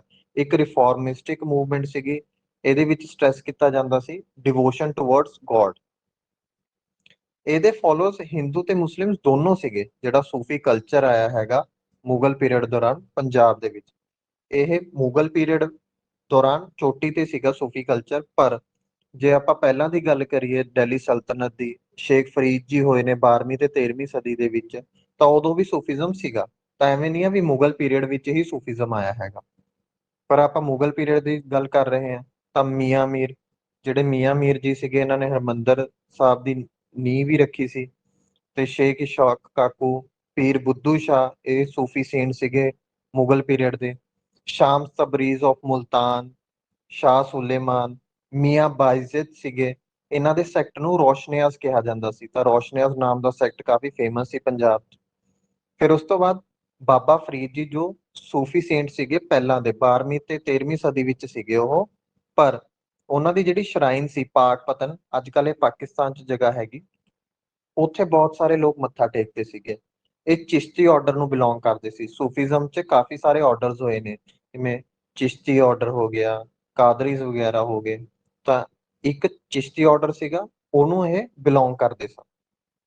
ਫਿਰ ਸਬ ਮਾਉਂਟੇਨ ਟਰੈਕਟਸ ਦੀ ਜੇ ਗੱਲ ਕਰੀਏ ਪੰਜਾਬ ਦੇ, ਜਿਹੜਾ ਹੁਸ਼ਿਆਰਪੁਰ ਦਾ ਇਲਾਕਾ ਹੈ, ਪਠਾਨਕੋਟ ਦਾ, ਤਾਂ ਉਹ ਜਿਹੜੇ ਸ਼ਿਵਾਲਿਕ ਹਿਲਸ ਦੇ ਇਲਾਕੇ ਨੇ, ਉੱਥੇ ਦੇਵੀ ਕਲਟ ਕਾਫੀ ਫੇਮਸ ਸੀ। ਆਪਾਂ ਪਹਿਲਾਂ ਵੀ ਦੇਖਿਆ ਹੈ ਵੀ ਗੁਰੂ ਅੰਗਦ ਦੇਵ ਜੀ ਸੀਗੇ, ਉਹ ਦੇਵੀ ਨੂੰ ਮੰਨਦੇ ਸੀਗੇ। ਦੁਰਗਾ, ਕਾਲੀ, ਭਵਾਨੀ, ਇਹ ਦੇਵੀ ਕਲਟ ਦੇ ਰੂਪ ਹਨ ਜਿਨ੍ਹਾਂ ਦੀ ਪੂਜਾ ਕੀਤੀ ਜਾਂਦੀ ਸੀ। ਤਾਂ ਇਹਨਾਂ ਦੀ ਪੂਜਾ ਕਾਫੀ ਫੇਮਸ ਸੀਗੀ ਸਬ ਮਾਉਂਟੇਨ ਟਰੈਕਟ। ਫਿਰ ਉਸ ਤੋਂ ਬਾਅਦ ਇੱਕ ਸਰਪੈਂਟ ਗੋਡ ਗੁੱਗਾ ਪੀਰ ਦੀ ਗੱਲ ਕੀਤੀ ਹੈਗੀ ਆ। ਇਹ ਕਾਫੀ ਇੰਪੋਰਟੈਂਟ ਇੱਕ ਤਰੀਕੇ ਨਾਲ ਪੀਰ ਸੀਗੇ ਜਿਨ੍ਹਾਂ ਦੀ ਪੂਜਾ ਹੁੰਦੀ ਸੀ। ਹੋਰ ਇੱਕ ਸ਼ਰਾਈਨਸ ਤੇ ਟੌਮਸ ਦਾ ਕਲਚਰ ਸੀਗਾ, ਵੀ ਜੇ ਕੋਈ ਹੋਲੀ ਪਰਸਨ ਸੀ, ਕੋਈ ਸੰਤ ਮਹਾਤਮਾ ਸੀ, ਉਹਦੇ ਸਥਾਨ ਤੇ ਇੱਕ ਸ਼ਰਾਈਨ ਟੌਮ, ਦਰਗਾਹ ਵਗੈਰਾ ਬਣਾ ਦਿੱਤੀ ਜਾਂਦੀ ਸੀ। ਉੱਥੇ ਲੋਕ ਵਿਜ਼ਿਟ ਕਰਦੇ ਸੀ, ਜਿਵੇਂ ਸ਼ਾਹ ਸਮਸ ਟੌਮ ਕਾਲਾਨਾਰ, ਇਹ ਗੁਰਦਾਸਪੁਰ ਚ ਹੈ। Shrine of Baba Balak Rupi of Achal, ਤਾਂ ਇਹ ਇੰਪੋਰਟੈਂਟ ਪਰਸਨੈਲਿਟੀ ਨੇ ਤੇ ਬਹੁਤ ਹਿੰਦੂਸ ਤੇ ਮੁਸਲਿਮ ਇੱਥੇ ਮੱਥਾ ਟੇਕਦੇ ਸਨ। ਬਾਬਾ ਫਰੀਦ ਜੀ ਦੀ ਸ਼ਰਾਈਨ, ਇਹਦੀ ਗੱਲ ਆਪਾਂ ਪਹਿਲਾਂ ਵੀ ਕੀਤੀ ਹੈ, ਸੂਫੀ ਸੇਂਟ ਸੀਗੇ ਪਾਕਪਤਨ ਚ। ਉਸ ਤੋਂ ਇਲਾਵਾ ਪਲਾਂਟ ਵਰਕਸ਼ਿਪ ਸੀਗੀ, ਪਿੱਪਲ ਦੇ ਪੇੜ ਤੇ ਤੁਲਸੀ ਦੀ ਪੂਜਾ ਵੀ ਹੁੰਦੀ ਸੀਗੀ। ਪਲਾਂਟ ਵਰਸ਼ਿਪ ਤੋਂ ਇਲਾਵਾ ਜਿਹੜੇ ਵੈਸ਼ਨਵਿਜ਼ਮ ਤੇ ਸ਼ੈਵਿਜ਼ਮ ਹੈਗੇ ਨੇ, ਹਿੰਦੂਇਜ਼ਮ ਦੇ ਕੋਰ ਨੇ, ਇਹਨਾਂ ਦੀ ਵੀ ਕਾਫੀ ਪੂਜਾ ਹੁੰਦੀ ਸੀਗੀ। ਜਿਵੇਂ ਕ੍ਰਿਸ਼ਨਾ, ਰਾਮ ਭਗਵਾਨ, ਇਹ ਵੈਸ਼ਨਵਿਜ਼ਮ ਦੇ ਅੰਡਰ ਆ ਜਾਂਦੇ ਨੇ। ਤਾਂ ਵੈਸ਼ਨਵਿਜ਼ਮ ਵੀ ਪੰਜਾਬ 'ਚ ਸੀਗਾ, ਤੇ ਸ਼ੈਵਿਜ਼ਮ, ਸ਼ਿਵ ਭਗਤੀ ਵੀ ਸੀਗੀ। ਪੰਜਾਬ 'ਚ ਰਿਲੀਜੀਅਸ ਦੀ ਕਾਫੀ ਡਾਇਵਰਸਿਟੀ ਸੀਗੀ, ਰਿਲੀਜਨਸ ਦੀ ਡਾਇਵਰਸਿਟੀ ਸੀਗੀ, ਰਿਲੀਜੀਅਸ ਪ੍ਰੈਕਟਿਸਿਸ ਦੀ ਡਾਇਵਰਸਿਟੀ ਸੀਗੀ। ਜੇ ਆਪਾਂ ਸਮ ਅਪ ਕਰਨਾ ਹੋਵੇ, ਸਿੱਖੀਜ਼ਮ ਸੀ, ਇਸਲਾਮ ਤੇ ਇਸਲਾਮ ਦੇ ਨਾਲ ਜੁੜਿਆ ਹੋਇਆ ਸੂਫੀਜ਼ਮ। ਫਿਰ ਉਸ ਤੋਂ ਬਾਅਦ ਗੁੱਗਾ ਪੀਰ, ਕੋਈ ਹੋਰ ਸ਼ਰਾਈਨ ਜਾਂ ਟੌਮ, ਉੱਥੇ ਮੱਥਾ ਟੇਕਿਆ ਜਾਂਦਾ ਸੀ। ਤਾਂ ਇਸ ਤਰੀਕੇ ਦਾ ਕਲਚਰ ਸੀ। ਪੌਦਿਆਂ ਨੂੰ ਮੱਥਾ ਟੇਕਿਆ ਜਾਂਦਾ ਸੀ, ਜਿਵੇਂ ਪੀਪਲ ਦੀ ਪੂਜਾ, ਤੁਲਸੀ ਦੀ ਪੂਜਾ। ਉਸ ਤੋਂ ਇਲਾਵਾ ਹਿੰਦੂਇਜ਼ਮ ਦੀ ਜੇ ਗੱਲ ਕਰੀਏ, ਜੋਗਿਸ ਕਲਚਰ ਸੀ, ਉਦਾਸੀਜ਼ ਸੰਨਿਆਸ ਦਾ ਕਲਚਰ ਜਿਹੜਾ ਆਪਾਂ ਗੱਲ ਕੀਤੀ ਹੈਗੀ ਆ, ਦੇਵੀ ਕਲਟ, ਵੈਸ਼ਨਵਿਜ਼ਮ ਤੇ ਸ਼ੈਵਿਜ਼ਮ, ਤੇ ਭਗਤੀਜ਼ਮ, ਜੋ ਕਿ ਇੱਕ ਰਿਫਾਰਮ ਮੂਵਮੈਂਟ ਸੀਗੀ ਹਿੰਦੂਇਜ਼ਮ ਚ। ਤਾਂ ਇਹ ਸਾਰਾ ਜੋ ਹੈਗਾ, ਇਹ ਰਿਲੀਜੀਅਸ ਡਾਇਵਰਸਿਟੀ ਸੀਗੀ ਮੁਗਲ ਪੀਰੀਅਡ ਦੌਰਾਨ।